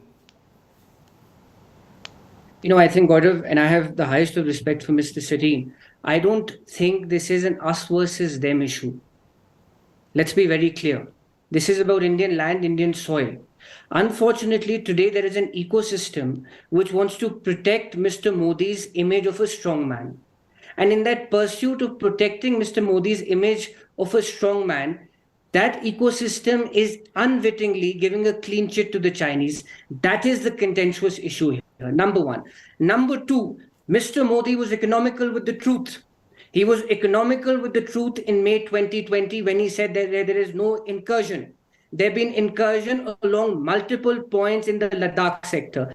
Number three, the BJP's own MP from Arunachal, Tapir Gao, this is his public statement. He has said that the Chinese have constructed a bridge 35 kilometers inside Indian territory. For how long? And I say this as an Indian citizen, for how long will you protect Mr. Modi's image? Let's at least protect this country's sovereignty. That is more important. Let me get General Kulkarni to respond. You've raised very specific charges. General Kulkarni, you know the lay of the land better than anybody on this panel. And I want you to tell us what the truth is. Has India given a clean chit to China, or has the Prime Minister given a clean chit to China? Point one, construction of a bridge 35 kilometers inside Indian territory. And is the effort to protect the Prime Minister's image, or is this all about India taking on China, or the lack of it, as the Congress puts it? Thank you, Gaurav. At the very outset, I must tell you, probably the perceptions people have not understood. Even that member of parliament from BJP is absolutely wrong.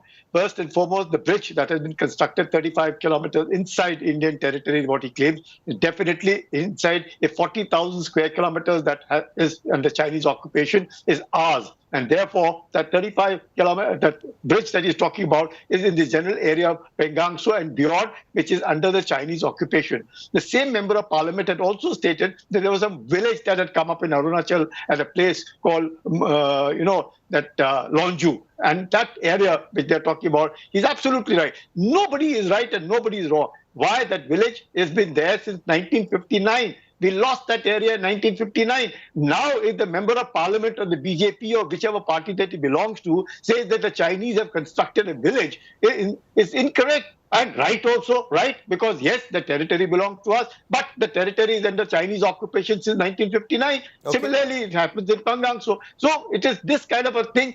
What I personally would say, these are things which are being targeted for no rhyme or reason, and for simple reason. If anybody understands what is a Johnson line, what is a McCarthy-McDonald line, since 1920, now the Russians at that point of time had always stated that Tibet, Aksai chain is part of Tibet. Yes. China claimed that Aksai chain is part of Hotan County, that of Xinjiang. So there is so much of perceptual differences that are existing, and therefore it would be incorrect. Now, this particular map, I go along with Mr. Sareen for a very simple reason. They have been publishing. Firstly, the timing of this map by the Chinese is with a mischief behind it. And that mischief is they know very well what's happened, what is likely to happen at G20. So if the Chinese are playing mischief, is there merit then, Adil Singh Boparai? Chinese have come up with maps so many times before and after 2014.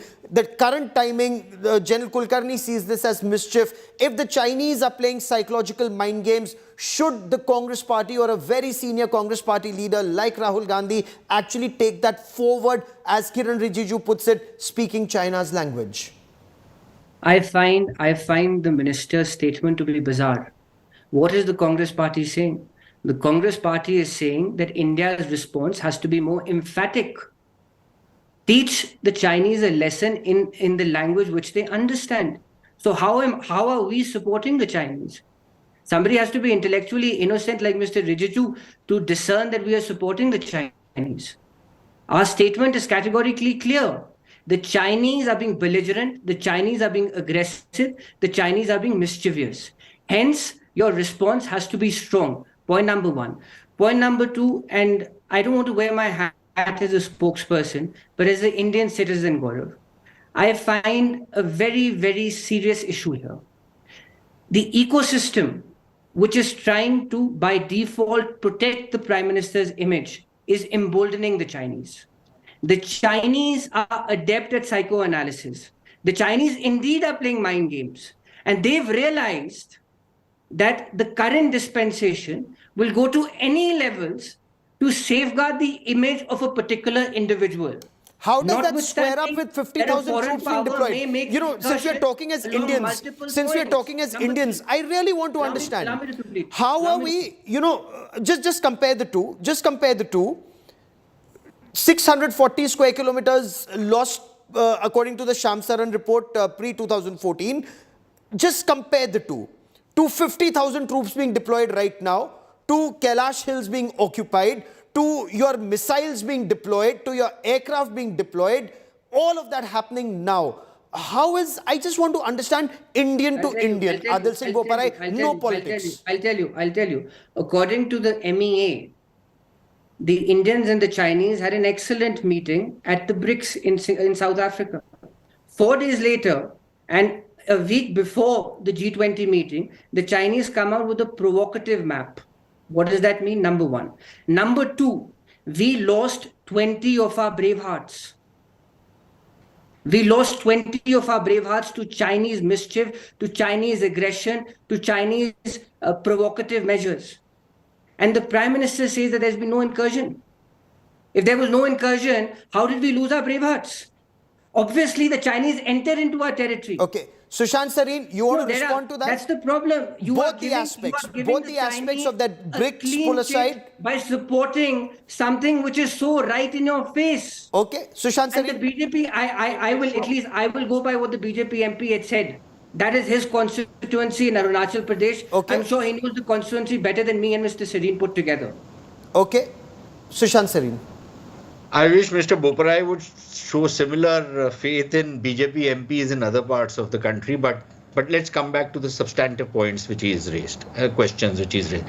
Number one, I think he's misrepresenting when he says that the Ministry of External Affairs statement after the BRICS meeting was that it was an excellent meeting. I don't think that is the way the Ministry of External Affairs explained that meeting. The diplomatic language which they used is very, very clear to people who understand diplomatics. They said it was a very candid and frank meeting in which they discussed various issues. That is where they left it, right? There was nothing more. There was no use of the word excellent meeting as Mr. Boparai is suggesting. Secondly, I think it would be very helpful if Mr. Boparai was to specify what exactly he means by strong action. Does he mean that India should declare war right now? Does he mean that India should take military operations against the Chinese right now? I think he needs to define what he means by a strong response. Number three, and frankly, Gaurav, I think that the response has been fairly strong given the kind of circumstances which exist in not just Ladakh, but also in Arunachal. And number three, on this whole issue, you keep repeating the same thing over and over and over again. You take a statement of the Prime Minister. He was very specifically talking about the clash which happened in Galwan.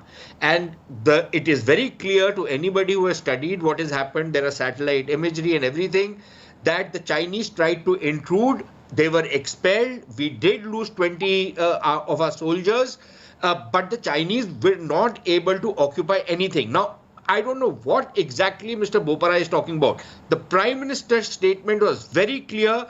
It was on a specific charge of Galwan. Okay. He was not talking about the other areas. There are other areas where the Chinese have come to positions where they've obstructed Indian patrols from going into areas where normally Indian patrols used to go to.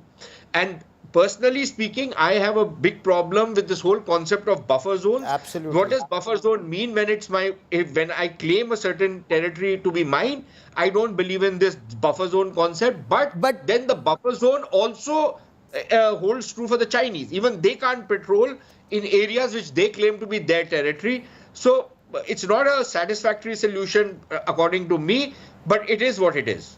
Fair enough. The Chinese also, and General Kulkarni, we'll have to take this debate to another day because I've run out of time on this part. But from what my sources in the government, especially in the army, tell me that the Chinese are also unable to patrol up to their claim line. So it's a buffer zone. When those who say that buffer zone is an Indian territory, well, Chinese are also not able to patrol up to their claim line. So if that brings peace and loss of life, stops loss of life, is that an acceptable solution as of now? But my last thought, as I wind down the show, at least for today, whether it's the government or the opposition, can every Indian speak in one voice when it comes to taking on an expansionist China? Because for all of us, it's after all India first. Can we do that? That's my prayer. That's my hope. For joining me here on India Today, gentlemen, many thanks. A quick break. Abha Bakaya next with Business Today. Stay with us.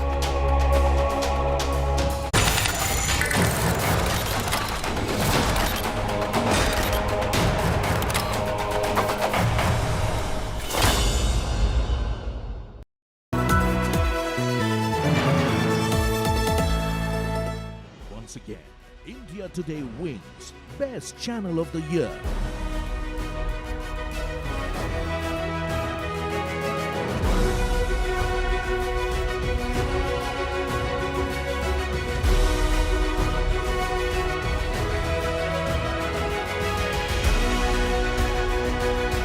Thank you very much, viewers, for making the India Today Group the most awarded TV news network at the ENVA Awards 2023.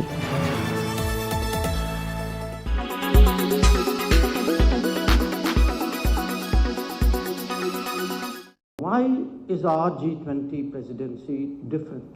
Because, there have been other countries who have done G20 for a variety of reasons. The first reason is actually the chair. The fact is, India has assumed the G20 presidency at a moment when India is mattering more and more to the world. It is mattering more to its world, partly because of our economic achievements, that from number 12 or number 10, we have now become the number 5 economy. It is mattering because today, whether it's technology, it could be digital, it could be our talent. I gave you Chandrayaan as an example, but you can see it in other ways as well. That we are today recognized as essential to the global workplace, to the global talent pool. It matters because we also today have demonstrated a capability. We have demonstrated a capability of helping other countries. I spoke to you about vaccine supplies, but you can see even today in some country has an earthquake. Turkey had an earthquake earlier this year. We were among the first countries who were able to send a contingent out there to rescue people. My colleague Pramod Madhav in fact spoke with an ISRO director Raja Rajan over Aditya-L1 mission and why Sriharikota was chosen as the launch site. This is the area in Sriharikota from where the actual magnificent launch occurs, and we have the director of this place. Thank you so much for speaking to us, sir. So this is a place called where thousands of people come over, and we are extremely happy to see the rocket being launched in a beautiful manner. But why Sriharikota? What is the importance of this place, sir? Yeah, it's well known. Sriharikota is situated in the east coast of India. As Earth rotates from west to east, any vehicle when it is going towards being launched, when a eastward mission or station, we are importing already a velocity, and it is somewhat near about equator, so the maximum velocity that is possible, and with sufficient area that is already provided. Sriharikota is an island away from the mainland, so that gives added safety features, and we have around 44,000 acres of land, which gives a very good place to launch a vehicle in a secured manner and in an isolated place. So we have the model of PSLV over here, and this has been it's been coined as the workhorse of ISRO. So when you are launching this, is there any specificity that you take care of, and what kind of time period you take, and what are the parts in which, what are the engines used in it, this one? See, this is a 1:20 model of PSLV, where the 6 strap-ons are of S9 motors, or we call this motor is kept 6 motors, and then we have a first stage of PS1 of S139 solid motors. Then we have PS2 of 37.5 ton liquid stage, which is built at LPSA and IPRC. Then we have a PS3 stage comes here for a third stage motor, solid motor, which is realized at VSSC, and then motor is cast at SJC Shah. And then we have a PS4 engine here, which is also a liquid engine, which is a most trusted engine, which finally imports the vehicle into this. And we have a heat shield here, which gives a 3 meter where we can assemble houses the spacecraft. And once it crosses the atmosphere, the heat shield comes off, and the spacecraft is propelled back. Here in SJC Shah, we cast both the S139 and PS3 motor case here, and sometimes, depending upon the schedule, some of the segments of the PS0 motors, 6 motors has been realized at SJC Shah. Nowadays, we have taken action. All these motors are realized through industries, hot shell from VSSC design. Then comes. Once the assembly starts, usually it ranges from minimum 35 days to 50 days. In that time span, we assemble the vehicle and make it ready, depending upon the launch pad. Whether it's first launch pad or second launch pad, we assemble the vehicle.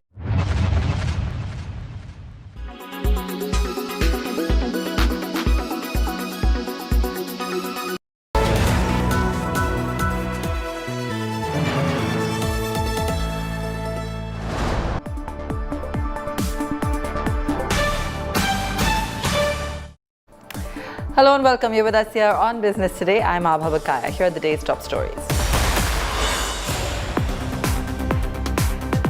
Adani Group hit by a second set of market manipulation allegations in 8 months. George Soros-funded group accuses Adani's of violating minimum public shareholding laws using opaque Mauritius-based funds. Adani Group calls these allegations recycled and malicious. Indian economy expands at its fastest in a year. Growth rate clocks in at 7.8% in April to June, beats China by a large margin. Agri sector leads the charge.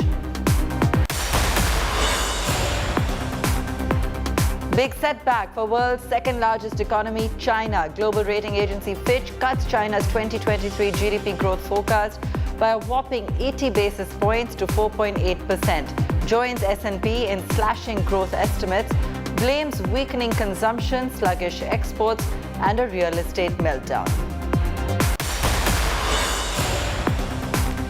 Markets end in the red with Sensex down 256 and Nifty down 94 points. Investors wait for GDP growth numbers. Nervousness as Fitch cuts China growth numbers. August is the worst month for markets since February. Elon Musk makes the next big announcement for X.com, social media app to get voice and video calls feature. No phone number required, your Twitter login to be your calling card. Reliance Industries' own Viacom 18 wins BCCI media rights for domestic and international games to be played in India for the next 5 years. Pays around 6,000 crore rupees for media rights for both television as well as digital platforms.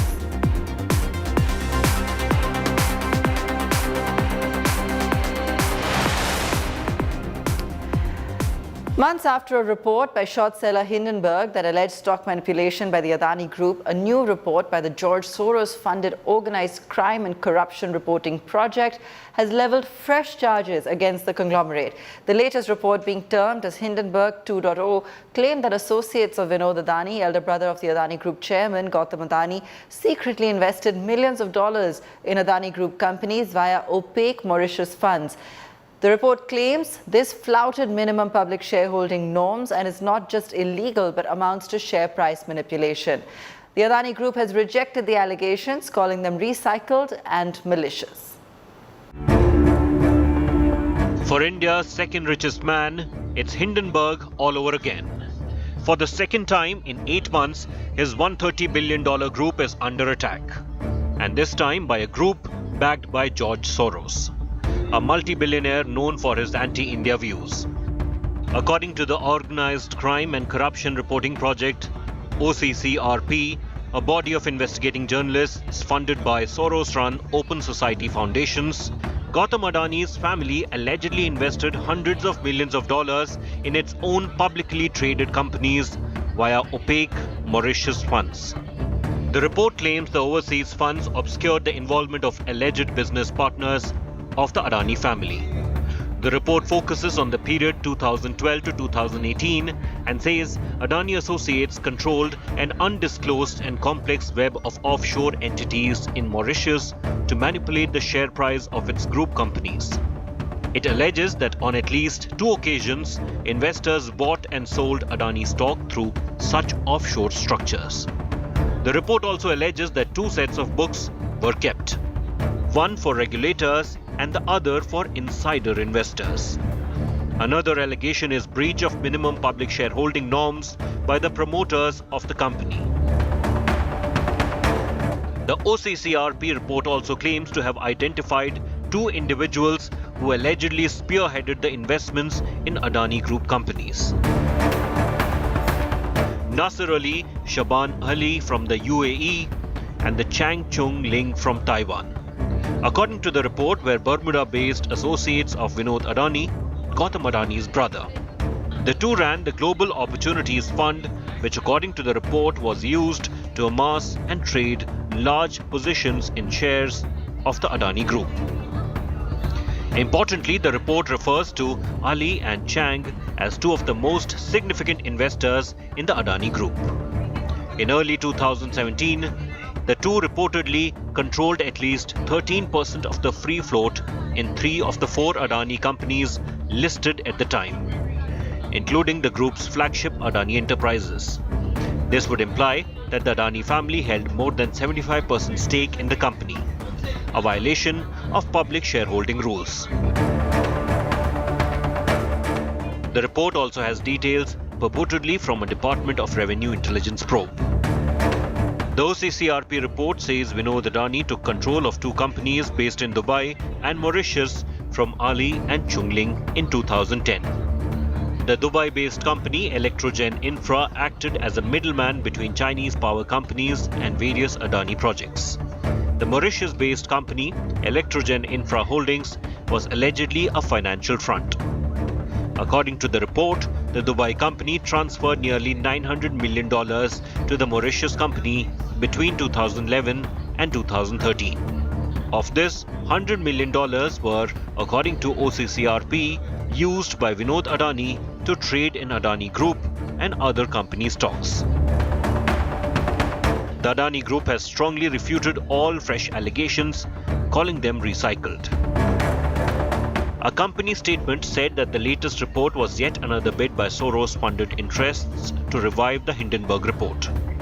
The Adani Group said the claims are based on closed cases from a decade ago, when the DRI had probed allegations of over-invoicing, overseas transfer of funds, related party transactions and investments through FPIs. The statement added that an independent adjudicating authority and an appellate tribunal had both confirmed that there was no overvaluation and that the transactions were in accordance with applicable law. It added that the matter attained finality in March 2023 when the Supreme Court of India ruled in the Adani's favor. The impact on the equity markets was, however, immediate, with all 10 Adani stocks ending in the red. Hindenburg 2.0 shaved more than 35,000 crore rupees off the market capitalization of the group. Bureau Report, Business Today Television. 10 out of 10. That's how many Adani Group stocks ended in the red today. For investors who had picked up Adani stocks on the cheap after Hindenburg allegations, could this be the start of another nightmarish fall? My colleague Sakshi Batra spoke to market analyst Vineet Bulinchkar about what investors should expect. Mr. Bulinchkar, I wanted to understand from you, how are you really looking at the fresh allegations made by OCCRP from a stock market standpoint, and should investors be really concerned? And any shareholder activist could have presented the data that they had to the Indian courts, right? And so far the Indian courts have given a clean chit. Now you have another body which is called the OCCRP, which is related to the same person, that is George Soros, okay, coming in and making allegations. Why are they not submitting the proof to the agencies out here or the regulators? So just merely making public allegations in media does not really hold light. And if you go to see from the business point of view or the promoter's point of view, they have been under scrutiny for the last 7-8 months from every quarter, from the regulators, from the tax regulators, from international agencies, from credit rating agencies, and all have affirmed that the business fundamentals are absolutely sound. And if you look at the debt to EBITDA basis, it's only 2.5 to 3. So, within 3 years, they can just, their massive debt can be simply paid off purely from the business profits that are run. So we do not find too much merit in what is being said. Having said that, what happens is that George Soros has such a big clout in the international investing market that even the hunky-dory who have lost a lot of money, in the previous rout of the Adani stocks would want to stay away. So my advice to all investors is that until we don't get a clean chit absolutely from the Supreme Court of India, don't venture into these stocks. You may buy them a little bit higher, but just be out of this mess as far as my advice is concerned. So, as far as the allegations are concerned, let me ask you, if you've read through some of the report and some of the, allegations that they've made, are these the same allegations made previously in the Hindenburg research report? Is there anything new to the allegations that they've added? So, they just made allegations last time. Now they've given us some kind of a path of the trail of the money. So, if they have such convoluted details available with them, why don't you produce the documentary evidence in the court when it went to the courts of India, right? It was not bought, it was not substantiated, you had an ample time window to do it, they've not done it. So, you can clearly make out from this that it is more motivated from external factors, and, if you want to join the dots, I can do it for you. The Haifa port, when the Adanis won, this string of events started. And recently, after Prime Minister Modi had gone to Greece, and Adani, there were talks in the market that they would become another 3 ports, right? So again, these news articles have started to come out. So, there is some kind of a correlation with all this that is happening. And that is really discouraging for shareholders of not only the Adani but also for the Indians at large. Equity markets traded lower today ahead of the GDP data for June. The indices were dragged by banking, financial, consumer goods and energy stocks. Sensex was down 256 points at close and the Nifty moved up 94 points, lower of course in today's session, down about 0.5%. Top gainers, Jio Financial Services, Maruti Suzuki, HDFC Life, Cipla and Tata Steel. While on the downside, Adani Enterprises, of course, BPCL, Adani Ports, Britannia and Eicher Motors. While tech giants Apple and Samsung have chosen not to participate, the government's new PLI scheme for IT hardware is returning big dividends, with 32 other top global and domestic firms applying for the incentives. These include giants like HP, Dell, Lenovo and Acer. How significant the move is for Indian manufacturing and the IT sector? Here's India Today Group's Aishwarya Paliwal in an exclusive conversation with Minister for Electronics and IT, Ashwini Vaishnav. One of the biggest things that the Prime Minister has been speaking about is Make in India, and the kind of response that the government has got for the PLI in hardware is a testimony to that. Sir, it really shows that Make in India is making its mark, and the kind of conversations we have had. Do you believe in years to come, India will actually become number one when we talk about manufacturing? Definitely, India is emerging as a very important, very trusted global value chain partner. And thanks to our Prime Minister Shri Narendra Modi's very far-reaching vision, in which he has placed India as a trusted global value chain partner, and the response that we have seen in the PLI IT hardware, that's a testimony to Prime Minister's vision. 32 applications have already come. The applications will close tonight, and we have met all the applicants. They are extremely enthusiastic about producing in India, and the value addition is likely to be anywhere from 35% to 48%. And once the semiconductor manufacturing also comes online, which is likely to happen in a few months from now, these chips will be used in the PCs and laptops made in India. So that will take the value addition to anywhere up to 75%. So it's a very big success, and I'm very happy with the response which the industry is giving. So for the common man, do you believe it will give employment also, and it will make these items cheaper also? It will be a win-win, for the consumers also? Yes. By this PLI scheme, the expected incremental production is 3,35,000 crore. It's a huge number. The expected incremental investment is 2,430 crore.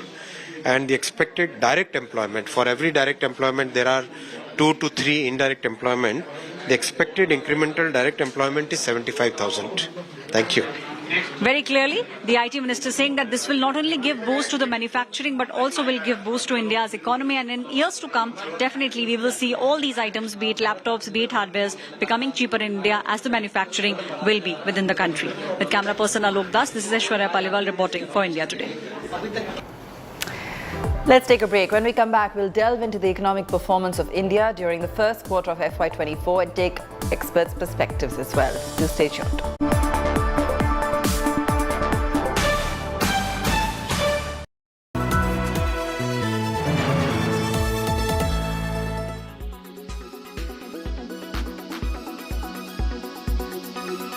वक्त ली meridian hotel के पास मौजूद हूं और यहां पर सुरक्षा की तैयारियों को लेकर के पूरी यहां पर टीमें पहुंची हुई हैं, जहां आप देखिए कि जो गाड़ियां हैं जिसमें G20 लिखा हुआ है, उन गाड़ियों को यहां पर लाया गया है और ये रिहर्सल किया जा रहा है कि एयरपोर्ट से जब विदेशी मेहमान उतरेंगे तो उनको होटल तक लाने में किसी भी तरीके की दिक्कत न हो। इसको लेकर के जो सुरक्षा एजेंसियां हैं वो लगातार यहां पर प्रैक्टिस कर रही हैं। प्रैक्टिस का मकसद ये है कि इस तरीके के कदम बढ़ाए जाएं जिससे भी किसी भी विदेशी मेहमान को किसी भी तरीके की दिक्कत न हो। जो सुरक्षा है वो मल्टी लेयर सुरक्षा तैयार की गई है, जिसमें एनएसजी के जवान के साथ साथ जो पैरामिलिट्री फोर्सेस के जवान हैं वो भी मौजूद रहेंगे। इसके साथ ही जो कारगेड होगा उसमें इस तरीके के एम्बुलेंस भी साथ में चलती रहेंगी और एम्बुलेंस को भी साथ में तैनात किया गया है। सुरक्षा बलों को इस तरीके से तैयार किया गया है कि वो जो विदेशी मेहमान आए उनको एयरपोर्ट से होटल तक जिस तरीके से लाया जाए उसमें किसी भी तरीके से मेहमान नवाजी या फिर उनकी सुरक्षा में किसी भी तरीके की दिक्कत न हो। इसके साथ आपको बता दें कि 23 ऐसे महत्वपूर्ण होटल दिल्ली एनसीआर में हैं जिनको की पूरी तरीके से सुरक्षा के हिसाब से तैयार किया गया है। साथ ही एनसीआर में भी 9 ऐसे होटल हैं जिनको की विदेशी मेहमानों के लिए सुरक्षा के लिहाज से तैयार किया गया है। मैं इस वक्त ग्राउंड जीरो पर मौजूद हूं और आपको दिखा रहा हूं पूरी सिचुएशन कि किस तरीके से कमांडोज जो हैं वो अलग अलग जगहों पर तैनात किए गए हैं और उनकी सुरक्षा विदेशी मेहमानों की कैसे होगी उसके लिए बाकायदे यहाँ कार का जो काफिला है जो उनके साथ चलेगा उसकी पूरी तैयारी इस वक्त की जा रही है।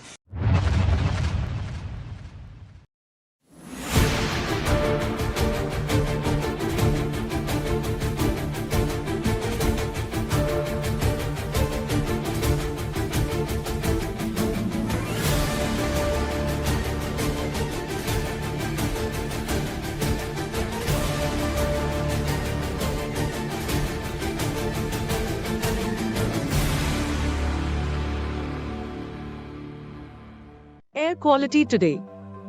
In Delhi, 125.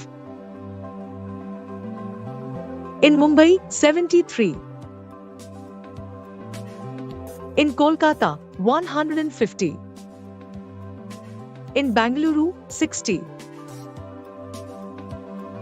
In Chennai, 49. In Hyderabad, 132.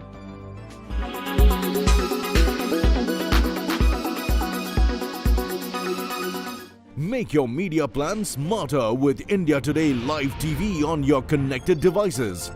Amplify your brand with 100 million smart internet viewers. To advertise, mail us at sales@aajtak.com.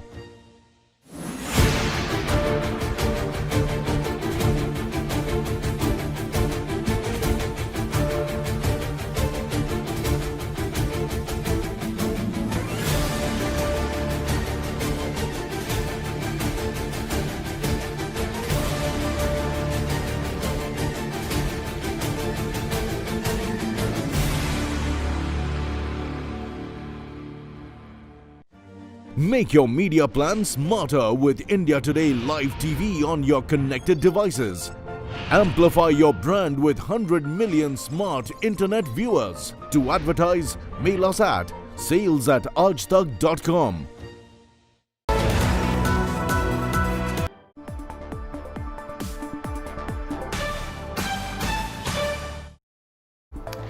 Welcome back. The Indian economy has registered its fastest growth in a year on the first quarter of this fiscal. Data released by the National Statistical Office shows GDP growing at 7.8% in April to June this year. Though the figure is much lower than last year, it's also much higher than the growth in the preceding quarter. Figures also show a good uptick in the agri sector as compared to last year. However, indicators for other crucial sectors like manufacturing, industry and services are considerably below the previous year's figures. Even the capital formation growth this year is lower than last year. So what do these GDP numbers mean? How has the high base effect skewed the data? Is the comparison to last year even fair? These are some of the questions Managing Editor of BTTV, Siddharth Zarabi, posed to the Chief Economist of ICRA and Bank of Baroda. Listen in. 7.8% GDP growth in the first quarter versus 13.1% a year ago in the same period. This is bang in line with the estimate that we told you viewers. GVA growth for the same quarter, 7.8 versus 11.9% a year ago. Farm sector growth 3.5% versus 2.4% a year ago. I'm going to quickly rattle through some of the numbers. This big number right up there on the screen. Mining sector growth at 5.8% versus 9.5% a year ago. Manufacturing growth at 4.7% versus 6.1%. The big number, of course, being 7.8%, the fastest in 4 quarters. Construction sector growth at 7.9% versus 16% in the same period a year ago. So we have construction, we have manufacturing, we have mining, we have farm sector, and we have the big number on the screen. Quick reaction, Aditi, as I get more fine print. So, Siddharth, I've just glanced at the release, and I think on a sectoral basis, there are 3 or 4 sectors which are standing out where the numbers that have come in from the NSO are below our forecasts. One is the trade, hotel, and transport component, which is that big component of services where we expected that a later recovery to really push a very high double-digit growth. So that's come in at a healthy number, but definitely below what we were expecting. Secondly, even the manufacturing GVA growth is not as healthy as what we thought based on the margin benefit that both Madan and I were talking about.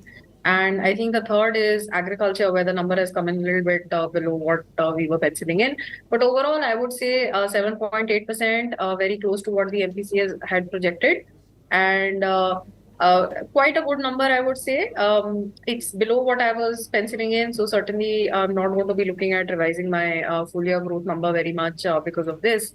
But I would say overall, still we remain concerned that there would be a dip in the pace of YOY growth going forward, because as we were discussing, this number that's been pushed up by the base effect. Okay, 2 more data points as I get them. One is private final consumption growth at 6% versus 19.8%. So 6 versus 19.8, that's private final consumption. Capital formation only at 8% versus 20.4%. Government final consumption growth at a negative 0.7% versus 1.8% a year ago. Madan, your reaction to these numbers that you are hearing from me? So overall, if you're looking in terms of the GDP growth numbers, I think more or less on expected lines. So I think 8.1 to 7.8 doesn't really make much difference. I think in agriculture, we were looking at something higher, but we get a number of 3.5% here. But I think the interesting thing which you pointed out is in terms of consumption, because I think that's something which has been irking us. We've always been talking in terms of consumption picking up. And there's this question of whether we'll have to wait for the second quarter or the third quarter for consumption. So I think it does look like that cumulatively high inflation which we have seen over the last 3 years is something which has probably come in the way of consumption. Do you think we can expect more fiscal administrative measures to ensure that prices remain calm and don't cause a bigger political problem? So to start with, I mean, if we look at where we are with the monsoon right now, I think even with a 20% surplus in monsoon rainfall in September, we'll barely be at the lower end of what is considered normal for the entire monsoon season. So, we should probably be prepared now that this is going to be below normal monsoon. And I mean, it's been erratic in any case. It's really not been a great distribution so far. And I think we're going to end up with a below normal monsoon this season.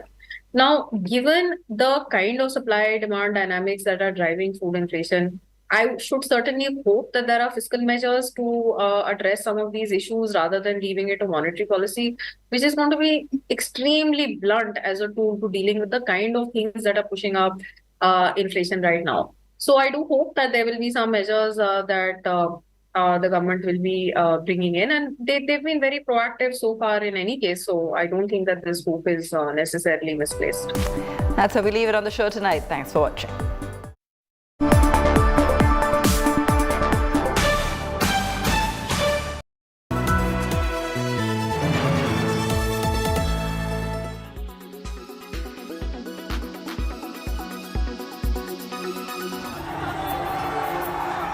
A superstar yet people's man. A stardom so high yet rooted. Shah Rukh Khan, 1 million, a million emotions. Sir, I want to hug you, please. Sir, please. Sir, please. SRK has been ruling showbiz for over 3 decades now. But what makes him stand out from other superstars is his golden heart and humility. Yes, not just in India, but even fans across the globe go berserk with just one glimpse of SRK. The chants of his name echoes everywhere he makes his appearance, and that comes with years of kindness that he has spread over the course.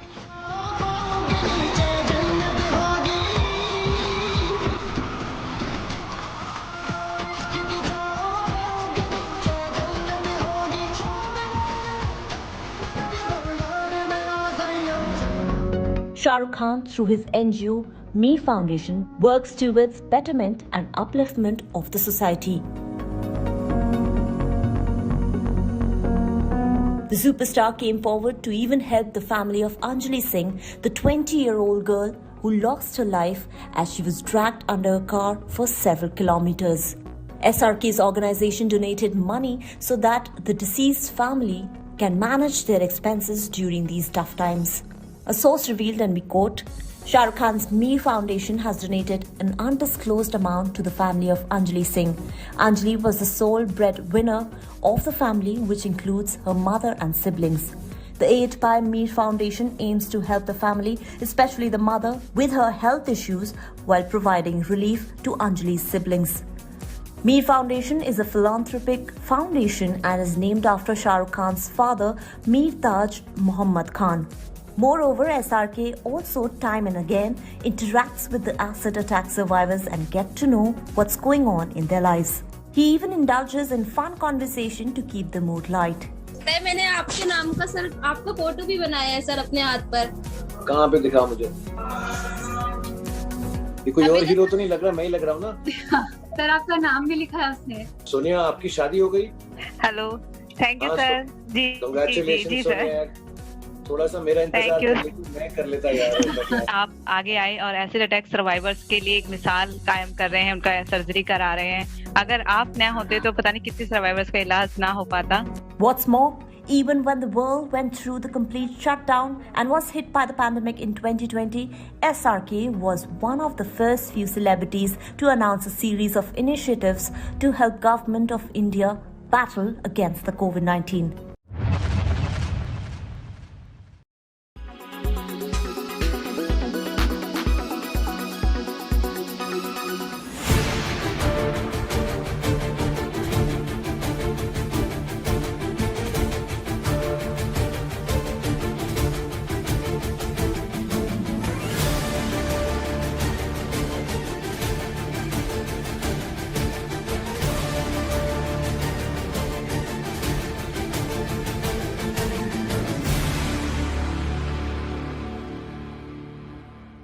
Weather forecast now. Delhi, maximum 39 and minimum 29 degrees. Mumbai, maximum 31 and minimum 26 degrees. Kolkata, maximum 36 and minimum 28 degrees. Bangalore, maximum 29 and minimum 24 degrees. Chennai, maximum 34 and minimum 25 degrees. Hyderabad, maximum 32 and minimum 23 degrees.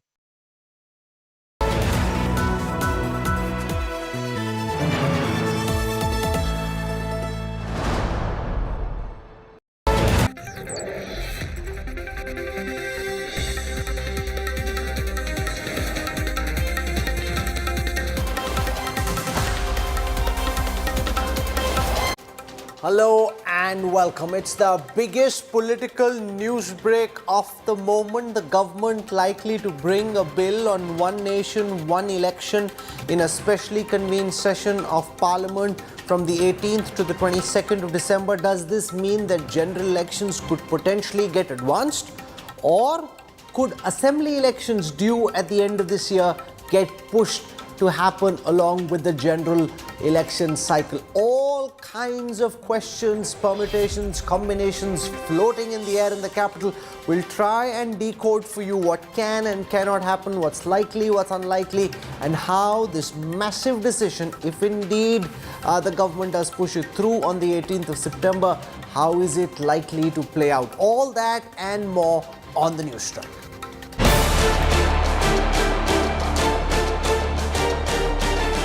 Biggest political news break of 2023.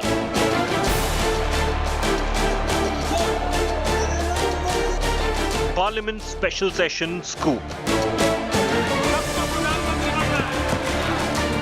Modi government to bring crucial bill. One nation, one election bill likely. Is India ready? Big focus on News Track. All kinds of theories are doing the rounds in the political winds of the country. Some of them are probable, some of them highly improbable. We'll try and sift fact from fiction.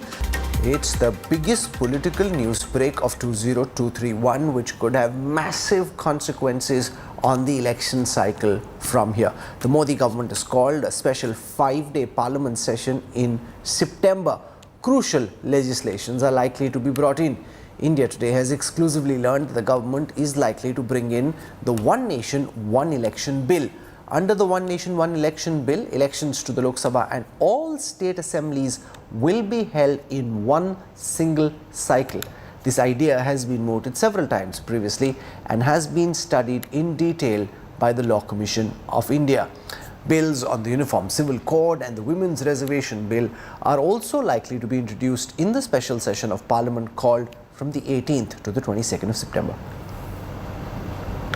India गठबंधन बनने के बाद Bharatiya Janata party और नरेंद्र मोदी जी बुरी तरीके से बौखलाए हुए हैं और 3 राज्यों का चुनाव है। वो तीनों राज्यों के चुनाव बुरी तरीके से बीजेपी हारने जा रही है, जिसके कारण ये वन नेशन वन इलेक्शन की बात उन्होंने शुरू की है, चलाई जा रही है ये बात। दूसरा ये है कि ये चुनाव पहले कराना चाहते हैं और इनके अंदर घबराहट है साफ तौर पे। इंडिया गठबंधन से बौखलाहट, घबराहट का नतीजा है ये जो वन नेशन वन इलेक्शन की बात की जा रही है और 3 राज्य के जो चुनाव हैं वो बहुत महत्वपूर्ण चुनाव है, वो बीजेपी हारने जा रही है। वन नेशन वन इलेक्शन की तो बगैर हम राय मशवरा कर बगैर सारे स्टेक होल्डर्स से पूछकर, बगैर इलेक्शन कमीशन की रिपोर्ट लेकर, बगैर उनसे ये पूछकर कि ये पॉसिबल है या नहीं पॉसिबल है, बगैर वो सिक्योरिटी सर्विसेज से पूछ करके इतना हम कर पाएंगे कि नहीं कर पाएंगे एट द सेम टाइम, बगैर उन स्टेट गवर्नमेंट से पूछकर कि क्या वो सहमत है या नहीं सहमत है, बगैर चीफ मिनिस्टर्स को साथ में लेकर अगर वो ये निर्णय लेते हैं हम उसका विरोध करेंगे। तिलमिलाई हुई, घबराई हुई and last stages of power में अपना पावर दिखाने की कोशिश करें, हम उसका विरोध करेंगे। साथियों, एक और विषय है और वो भी इतना ही महत्वपूर्ण है, वो चुनावों का। वन नेशन वन इलेक्शन सिर्फ एक चर्चा का विषय नहीं है, बल्कि ये भारत की जरूरत है। हर कुछ महीने में भारत में कहीं न कहीं बड़े चुनाव हो रहे होते हैं। इससे विकास के कार्यों पर जो प्रभाव पड़ता है उसे आप सब भली भांति जानते हैं। ऐसे में वन नेशन वन इलेक्शन पर गहन अध्ययन और मंथन आवश्यक है। जो राज्यों में चुनाव होने वाले हैं, 8 कुछ राज्यों में चुनाव होने वाले हैं, बहुत से लोग कहते हैं कि ये बार बार जो चुनाव होते हैं, मतलब अब 12 महीने में 8 राज्यों में अगर चुनाव होंगे तो एडमिनिस्ट्रेशन, रनिंग द कंट्री, ये सब बैकसीट ले जाए, सिर्फ इलेक्शन कैंपेन ही चलता रहता है। इसके लिए प्रधानमंत्री जी ने पंचायत से पार्लियामेंट के चुनाव एक साथ कराने का एक विचार देश की जनता के सामने रखा है, सभी दलों के सामने भी रखा है, पार्लियामेंट में भी उन्होंने बोला है और मैं मानता हूं कि समय आ गया है कि इस पर विचार होना चाहिए। पर कब होगा ये? मतलब अब देखिए, इसमें सबसे चर्चा तो करनी ही पड़ेगी, सबसे चर्चा कर ही ये हो सकता है, मगर प्रधानमंत्री जी की विचार रखते ही एक बहस तो छिड़ गई है। सब लोगों को लगता है कि हर साल चुनाव होना, हर महीने चुनाव होना, वो लोकतंत्र के लिए भी ठीक नहीं। इसका एक ही समय निश्चित कर लिया जाए। Multiple perspectives and comments coming in on this big decision of the Modi government to call this special session of Parliament to talk about the One Nation, One Election bill. I'm joined on this broadcast by S.Y. Qureshi, highly well-regarded former Chief Election Commissioner of India. He's joining me on the news track.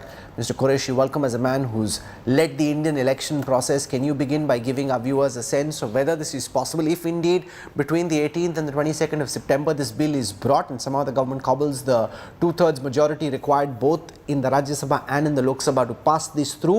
What does this mean? If you were CEC tonight, what would you be thinking? Well, I don't think CEC has much role in it.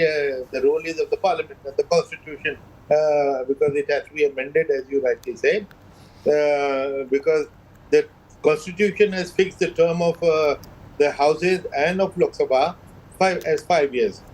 That this term cannot be extended by a day and cannot be curtailed except up to 6 months at the discretion of the election commission, just to hold simultaneous election with a major election which is going on at that time, or 4 or 5 states going at the same time. The result in one state may affect the result in another. That's why the elections are clubbed, and traditionally this has been happening for the 7 decades, and it has functioned pretty all right. The one nation, one election sounds good. So tomorrow it will be one nation, one political party. That also sounds good. Why not one nation, one leader? That also sounds great. So therefore, one nation, and using the word nation to create this kind of nationalism is fine, but then how will you do it? Now, to achieve simultaneous election, you'll have to extend the term of some and reduce the term of some other state, which is not possible. How will you do it? What if it happens in a graded fashion? The most immediate set of elections are Telangana, you've got Madhya Pradesh, Rajasthan, Chhattisgarh, Mizoram. So either you bring the general elections forward and do it in conjunction with this round of assembly elections, or you push these assembly elections till April, May next year and do these assembly elections with the general elections. Which one of the two is more likely according to you, and why? No. Second option is not available at all. The term of an existing house cannot be extended by 1 day. Can't they put president's rule and extend it by 6 months? Yeah, you can have president rule and extend it. Yeah, that is true. The other is, at least in any case, these 3-4 states which you mentioned, they in the past they have been held simultaneously, and this time also they can be held simultaneously, but there will only be 4 or 5 states. Second, Lok Sabha can be dissolved, and these elections, 4 states and Lok Sabha can go together. But that is not exactly the simultaneous election that we are talking about. Simultaneous election of the whole country is what has been on the table. But it can happen in grades. So you do one part of it right now, and then you collapse more elections in the years to come, and in a 5-year cycle you bring it into a one nation, one election cycle without massive disruption. So there is some disruption, but not a magnitude of disruption which is uncontrollable. Correct, Rahul, that is right. But this was the debate which happened in 2014. And when Niti Aayog came up with this solution, there was a parliamentary committee which first discussed it. And they said, okay, if you can't do it all elections in 5 years. Remember, the Prime Minister at that time in 2013 had talked of simultaneous election of all 3 tiers, the Panchayat, the Lok Sabha, the Vidhan Sabha and the Lok Sabha. Later on, it got diluted and diluted and diluted. Nobody talked of Panchayat. Then Parliamentary Committee said, all right, do it in 2.5 years. The similar recommendation came from Niti Aayog, but that happened in 2014 and 15. What you are saying has been on the table for the last so many years. And but that is dilution. Then what purpose will it achieve? What moral authority is left in the proposal? If simultaneous election is very fine, when how many lakhs, 30 lakh sarpanches and then MLAs and MPs together, that's fine. But if how much of a logistical challenge is it? If, for example, all the assembly and state elections happen together, I assume you'd need double the VVPATs. So is it basically double the effort? Like, would they be readily available? Yeah. No. From the point of view of election management, this is the easiest thing to do, because the voter is the same for all 3 tiers. The polling, the election machinery is the same, the district administration. The polling stations are the same, as you know, and the security apparatus is also the same. So from the point of view election commission and management, this is the easiest thing and most convenient thing to do. We do election once in 5 years and play golf for the next 5. Best thing to happen to us, right? But it's not possible. Election commission is appointed to conduct elections and not to postpone elections. Therefore, now, logistically, good question you ask. All probably that we will need is 3 times the EVMs. For instance, once we recycle the EVM, the same machine is used for Lok Sabha election. How long does it take to produce these EVMs? Can it be done in time for this election cycle? I'm just curious. I doubt it, because this time is too short. This time is too short, because 3 times means at the moment we have a reserve of about 20 lakh machines, 2 million. Now we have to how many do you need for a general election? the 2 million, 20 lakhs are enough because we need for one general election and recycle them for the So state otherwise election. you'll need 6 million EVMs. Yeah, then you need 6 million. Yes. Is So it manufactured to do only in one place, or are they manufactured by many manufacturers? No, only 2 places. How much is their capacity? I don't think they can produce 40 lakh machines in 6 months or 1 year. It will surely take longer than that. Unless, of course, they've been producing them over the past several months and we didn't know about it, but that's a different matter. But interesting perspectives there from S.Y. Qureshi. I want to thank you for your time. You've pointed out what can be done. You've raised questions about what is difficult to be achieved. I just want to take our viewers through some of the occasions when a special session of Parliament has been called. 1992 August, 50th anniversary of the Quit India or the Bharat Chodo movement. Special session in 1997 on the occasion of the Golden Jubilee of India's independence. 26 November 2015, 125th birth anniversary of B.R. Ambedkar. 2017 June 30th, when the Modi government brought the GST, the goods and services tax. So this isn't common. The fact that a special session is happening between the 18th and the 22nd, that we know because the Parliamentary Affairs Minister Prahlad Joshi tweeted about it. Now what this specifically entails and who this benefits or doesn't benefit is up for questions. Joining me on this broadcast at this time, I want a whole cross-section of perspectives. So let me welcome RP Singh from the BJP. Rajat Sethi joins us, political analyst. Rahul Verma is with us from the Centre for Policy Research. And with us is one of India's leading cephologists, co-director at Lokniti, Dr. Sanjay Kumar. RP Singh, let me start with you. What is this googly you've just bowled? Everyone was getting set for the G20 from the 8th, the 9th and the 10th. Suddenly you've got everyone wondering, I'm sure including yourself, will there be a general election sooner? What's going on?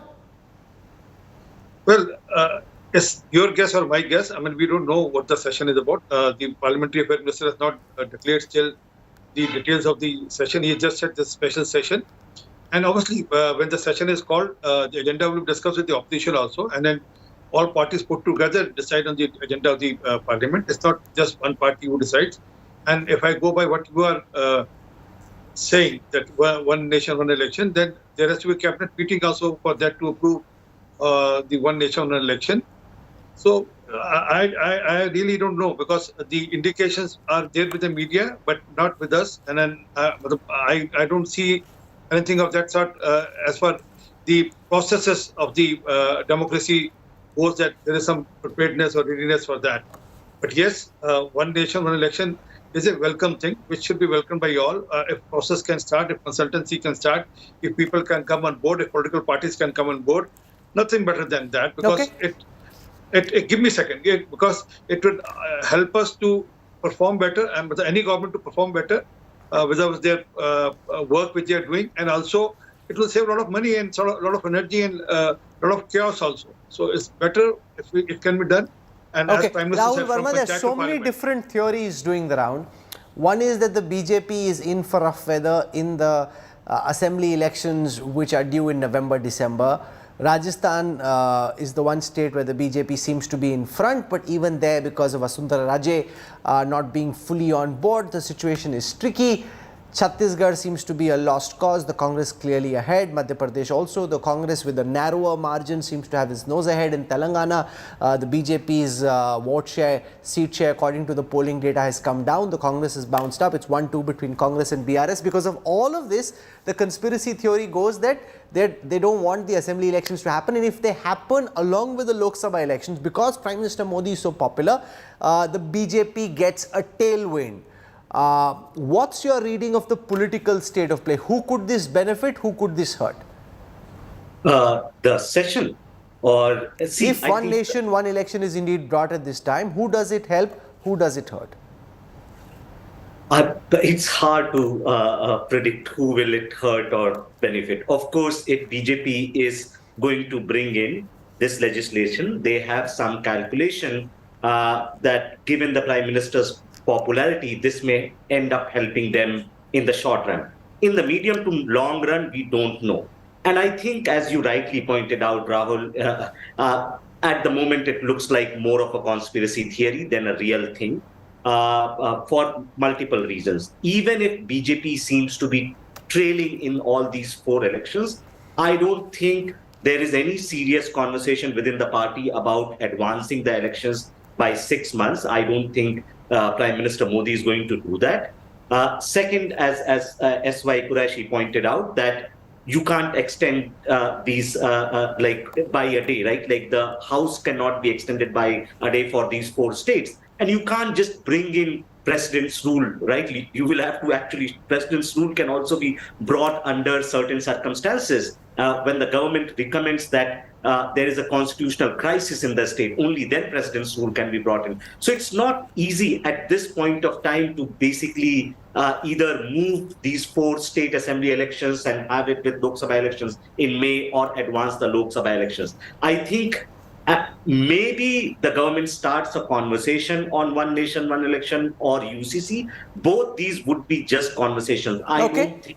So that's an important point you're making. You're basically just floating the balloon like you did with the UCC, bring it in Uttarakhand, bring it in some of the other states, and then build it up. So it's one of the issues then which you're trying to generate conversation around. I want to go across to Mumbai. Joining us from there is Rajdeep Sardesai. He's tracking the big India meeting, speaking to a cross-section of opposition leaders. Rajdeep, we were all building up for the big G20 summit. I was interviewing Fareed Zakaria and the whole conversation was on geopolitics. The geo went out of the window. We're now only down to the politics.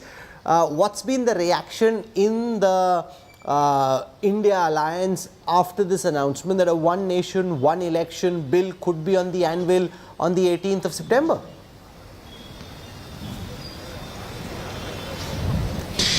Rahul, 2 things. First of all, there is no announcement. This is source-based, number 1. Number 2, this is a talking point in my view. I don't think this is a serious attempt to try and push through the legislation of one nation, one election. It's a very complicated, complex issue where there are various stakeholders, including regional parties who are allied to the BJP, as well as state governments. Remember, a dozen state governments are not BJP-ruled states. I see it as a bit of a red herring. I do believe that Mr. Modi is using this session to make 2 points. One, his image, his stature enhanced in the backdrop of Chandrayaan and G20. It will be used by the treasury benches to push Mr. Modi's image. Unlike the previous monsoon session where the no confidence motion, the opposition targeted Mr. Modi on Manipur, this will be seen as a session where Mr. Modi and the BJP would like to set the narrative of being a strong leader who's giving India a global image. The GDP figure numbers are good today. I expect, and we expect before the festive season, not just the LPG cut that took place 2 days ago, but also possibly a petrol diesel duty cut. Look, Mr. Modi wants to set the narrative, and he will use this session to set the narrative amid speculation that this could be an early election. I agree with Rahul Verma. My experience of having discussed this issue with Mr. Modi is very clear. Atal Bihari Vajpayee made a big mistake by going in for an early election in 2004. That's a bad thing to do for whoever is in power. When you're in power, you use the instruments of power to your best ability. There's talk that in that session, he may even float the idea of a women's reservation bill. If not in September, then in November, December. Look, Mr. Modi believes he has a bag of arrows with him while he is in power. Also, while the India alliance still doesn't have a agenda set, he can constantly set the agenda. A lot of this also, Rahul, remember, happened on a day when in the morning the Adani revelations came in and the opposition looked like they were going to set the agenda. This is how Mr. Modi plays his politics. I sense that Mr. Modi wants to set the narrative early before the India alliance can get its act together. Hence this session being called where the Prime Minister will be the central figure. He wants to make 2024 a leadership contest. He will use this session to try and project himself as the supreme leader. You know, but when you throw too many balls up in the air, you also need to be able to collect them. You know, you've got the Ram Temple, you've got the UCC, you've got one nation, one election. All of this, especially one nation, one election, will have a counter reaction from other parties. For example, would Naveen Patnaik or a Jagan Reddy, who've been on the margins supporting the BJP government and all crucial opportunities, be as enthusiastic about one nation, one election? Because, you know, does it necessarily suit them? Just inadvertently, in any case, Orissa and Andhra Pradesh happen to go to elections when the general elections happen, but there are lots of boards lots of pieces on the board which will have to be realigned once this goes in. For example, you mentioned the Women's Reservation Bill. So far, the RJD and the SP are part of the India Alliance. If the Women's Reservation Bill were to be brought, the RJD and the SP will have their own view on it and could split the India Alliance down the middle. But you see, Rahul, this is about agenda setting. 1 month ago or 2 months ago, the government floated uniform civil code. And then they saw it, they weren't getting traction. I'm told the internal survey showed it may be getting traction within the core BJP vote, but there were concerns over whether in tribal areas and other areas, once you dissected the bill, whether it would get the same traction. It was done in a sense to offset the opposition's attempt to push Manipur. Now you've got a situation where the Prime Minister believes he's got a window of opportunity before you get into real state election mode, that's October, November, December, to try and push in these other trial balloons, women's reservation, one nation, one election. Give the impression that you're constantly doing something new. That's been the way Mr. Modi does his politics. I keep maintaining, I don't think the opposition recognizes the kind of political animal they are confronting. Mr. Modi is a politician with whom you can expect the unexpected. He will constantly be seen to be doing things to push the opposition on the defensive. Hence, he's throwing this idea of a special session where he hopes to, after what happened in the no confidence motion, where the government was for a large part on the defensive on Manipur, can he now be on the aggressive with Chandrayaan, with G20, with a decent GDP growth rate figures coming in, suggest that India is a nation on the move and give a more positive signaling ahead of the festive season. That's my sense of the man. I could be proven horribly wrong and he could surprise us by saying I'm going in for a snap poll, but I would be very surprised if that really happens. Okay, thank you very much, Rajdeep, for joining us. Rajdeep will have more when he comes on with Newstoday at 9. I want to go across to Rajat Sethi, who understands the inner workings of the current BJP. Rajat, what's your reading of forget what happens ultimately, because that's not known for sure. If one nation, one election is brought in on the 18th of September, what would be the inner thinking in the BJP at the moment?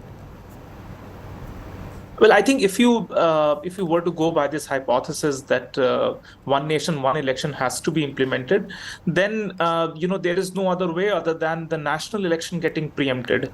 There could be multiple explanations for that as well.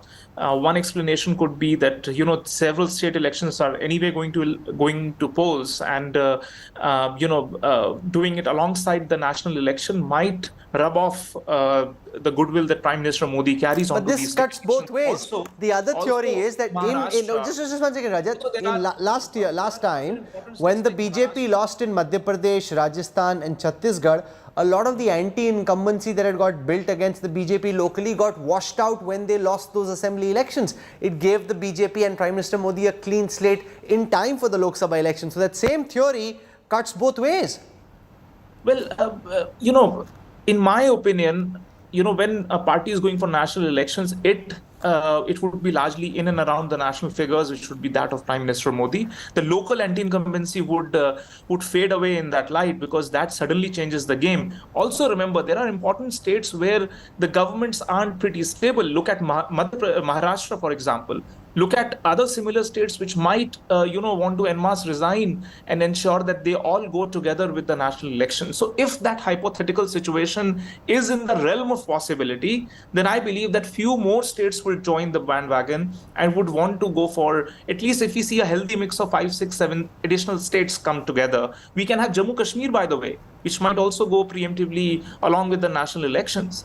So if there is a solid a number of states, one nation, two elections can also be within the realm of possibility, if not all the states coming together in one go. Okay, you can do it gradually and in stages rather than trying to do it all at once. I want to go across for a cephalogical perspective to Dr. Sanjay Kumar as I welcome Vikas Singh, who's come in a very bright shirt. So give me, Mr. Singh, just a moment to come to you. I want to go to Sanjay Kumar first on cephalogically, and if you look at the arithmetic of the elections, if this round of assembly elections was held in conjunction with the Lok Sabha elections, does it really help the BJP enough to want to make such a big change? It certainly helps the BJP, Rahul, and why I say that, there is a clear evidence. I have analyzed data over a period of time, looked at all the elections which are held simultaneously, in a sense, state assembly election which has been held along with the Lok Sabha elections, and also state assembly elections which are not held along with the Lok Sabha elections. And there is a clear difference. The bigger national party, whichever party is in power at that moment, or the party which is dominant party at the moment, stands to gain even in a state assembly election, when state assembly election are held along with the Lok Sabha election.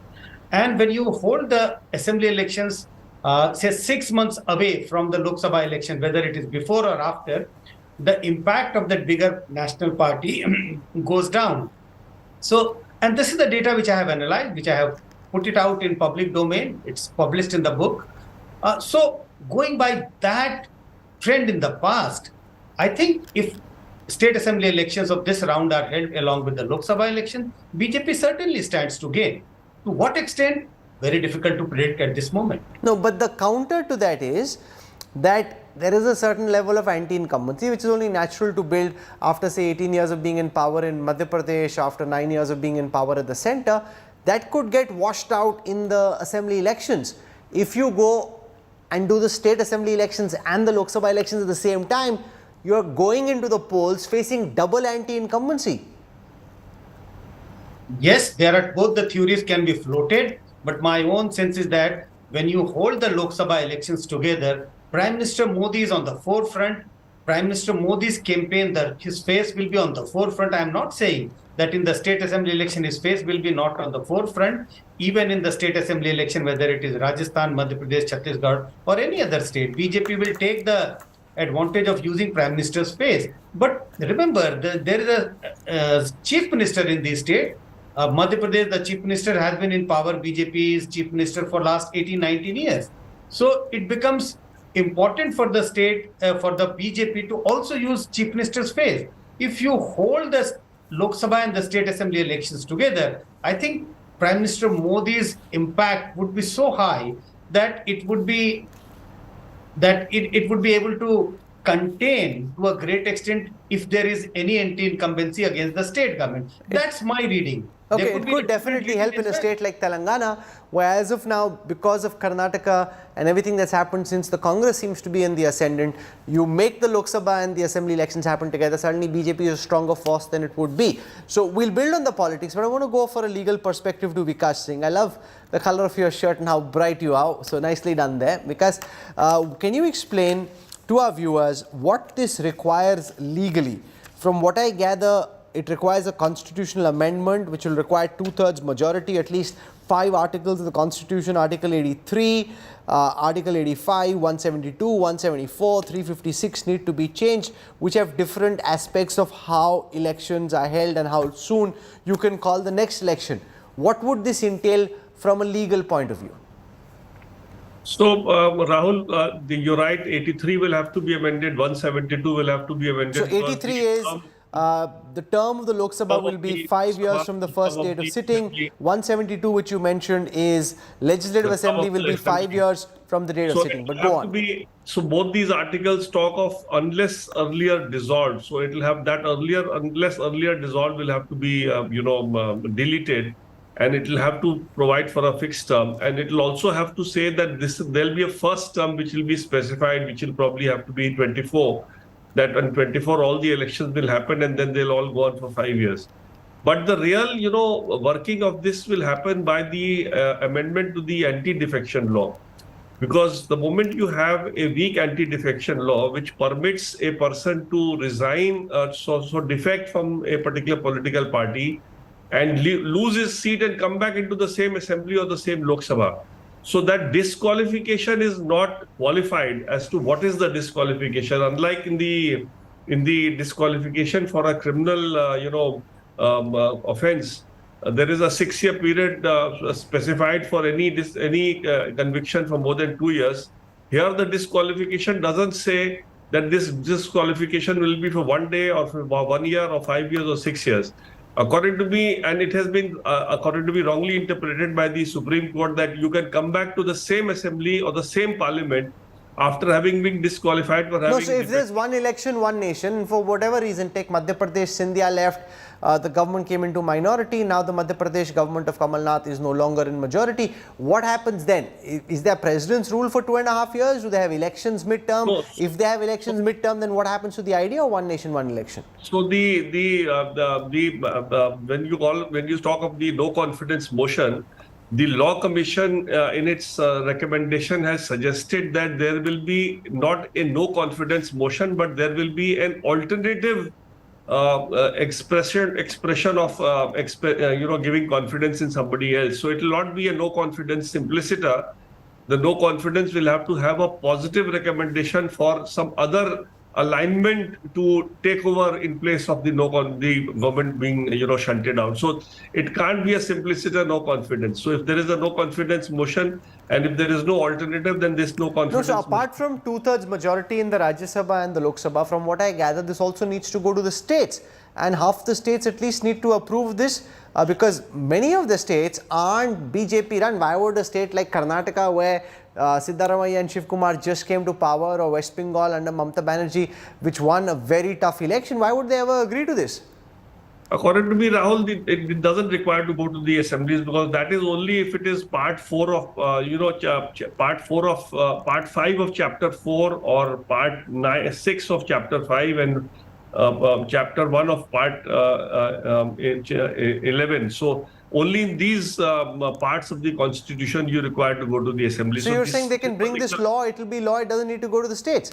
It doesn't need to go to the That's states. your reading, because I've heard that they do need to go to the states. No, I don't think so, because the requirement of going to the states is only for certain articles when they need to be amended, and 83 and 172 are not included in those. And the moment you provide for a fixed term in those two articles and say that there can't be any dissolution of the assembly or the parliament in between, then that I think should seal the issue, which will not require these. So three things. So one will be the anti-defection law to be amended.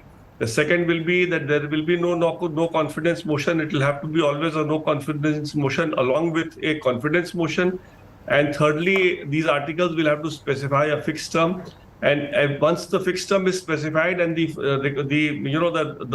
record date is set, that 2024 will be the first election, then thereafter every 5 years, 29 and 34, etc., the election to the entire country will be held. That, according to me, is the way forward as far as doing this is concerned constitutionally.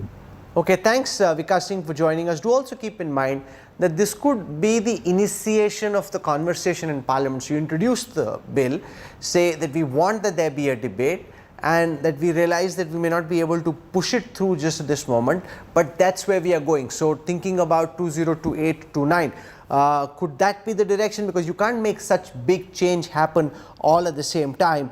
I want to get a quick final word from Rahul Verma.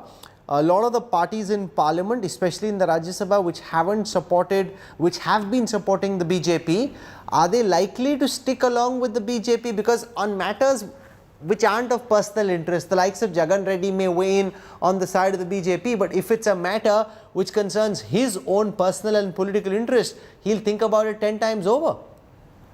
Absolutely. And so far, we haven't heard many of these parties, especially the state level parties, on what their opinion on one nation, one election is.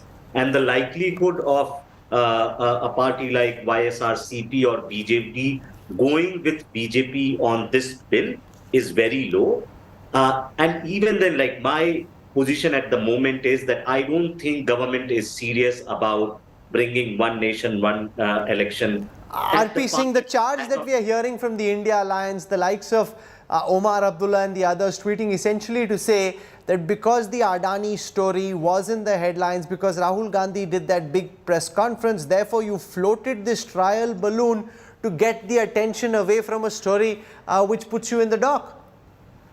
Well, will you leave a story because of this? No, you're not going to. The media is not going to leave any story for that regard. But every media will pursue whatever is important for the nation. But as far as Adani story goes, I have other side to say that. Rahul Gandhi wanted to take a lead from the complete INDA group, so he did what he did. I mean, he repeated what he repeated. But fact is that we also are not aware, because all political parties will be taken on board before the agenda is brought to the Parliament, and then everything will discuss with all political parties, and then agenda will be there in front of them.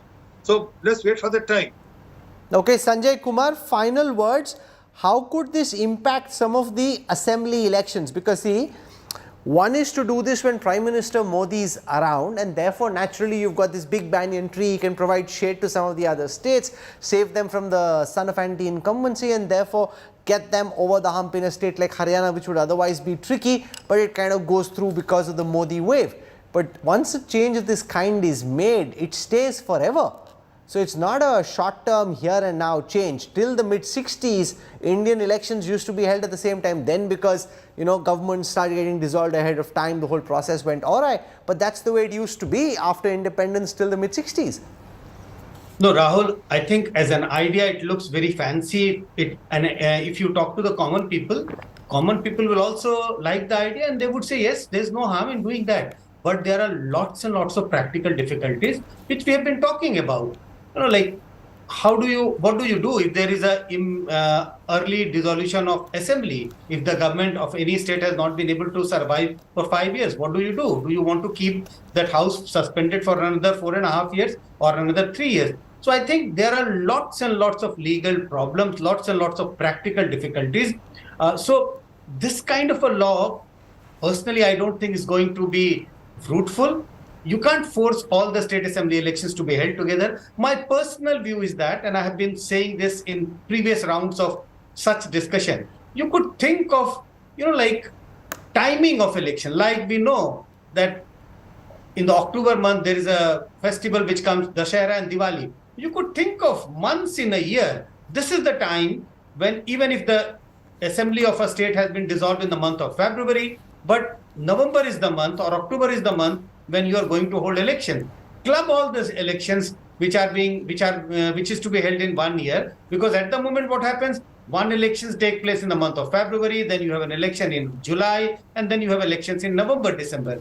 So at least this will solve the problem. Okay. But I remember asking Home Minister Amit Shah this question during one of our interactions, and he said it doesn't need to be done in one go. This can be done in phases. You could work over a period of years to a situation where you're ultimately able to achieve one nation, one election. Do what you can right away, which could potentially in this case be to combine the assembly and the general elections, and then keep adding on. So you have fewer election cycles and you collapse as many as possible in that idea of a one nation, one election. So we'll track. It does make things a lot more exciting for us, or maybe not, because there's so many elections, so we get to show our election coverage of. There's only one election, then it's all concentrated into that one day. So I'm conflicted. Of course, it does mean that there's more time for governance. It also does suggest that you don't always have to be in election mode. But the advantage is when you're in election mode, you know that there's pressure from the public, and therefore that gives walls of its own where people are able to express themselves and tell the government what they think. So this is a complex issue. It's not a binary. It sounds very appealing. There are lots of minutiae and intricacies involved in actually getting it through. We'll track all of those. Slipping into a break when we come back. The George Soros-funded collective accuses the Adani Group of violating minimum public shareholding laws using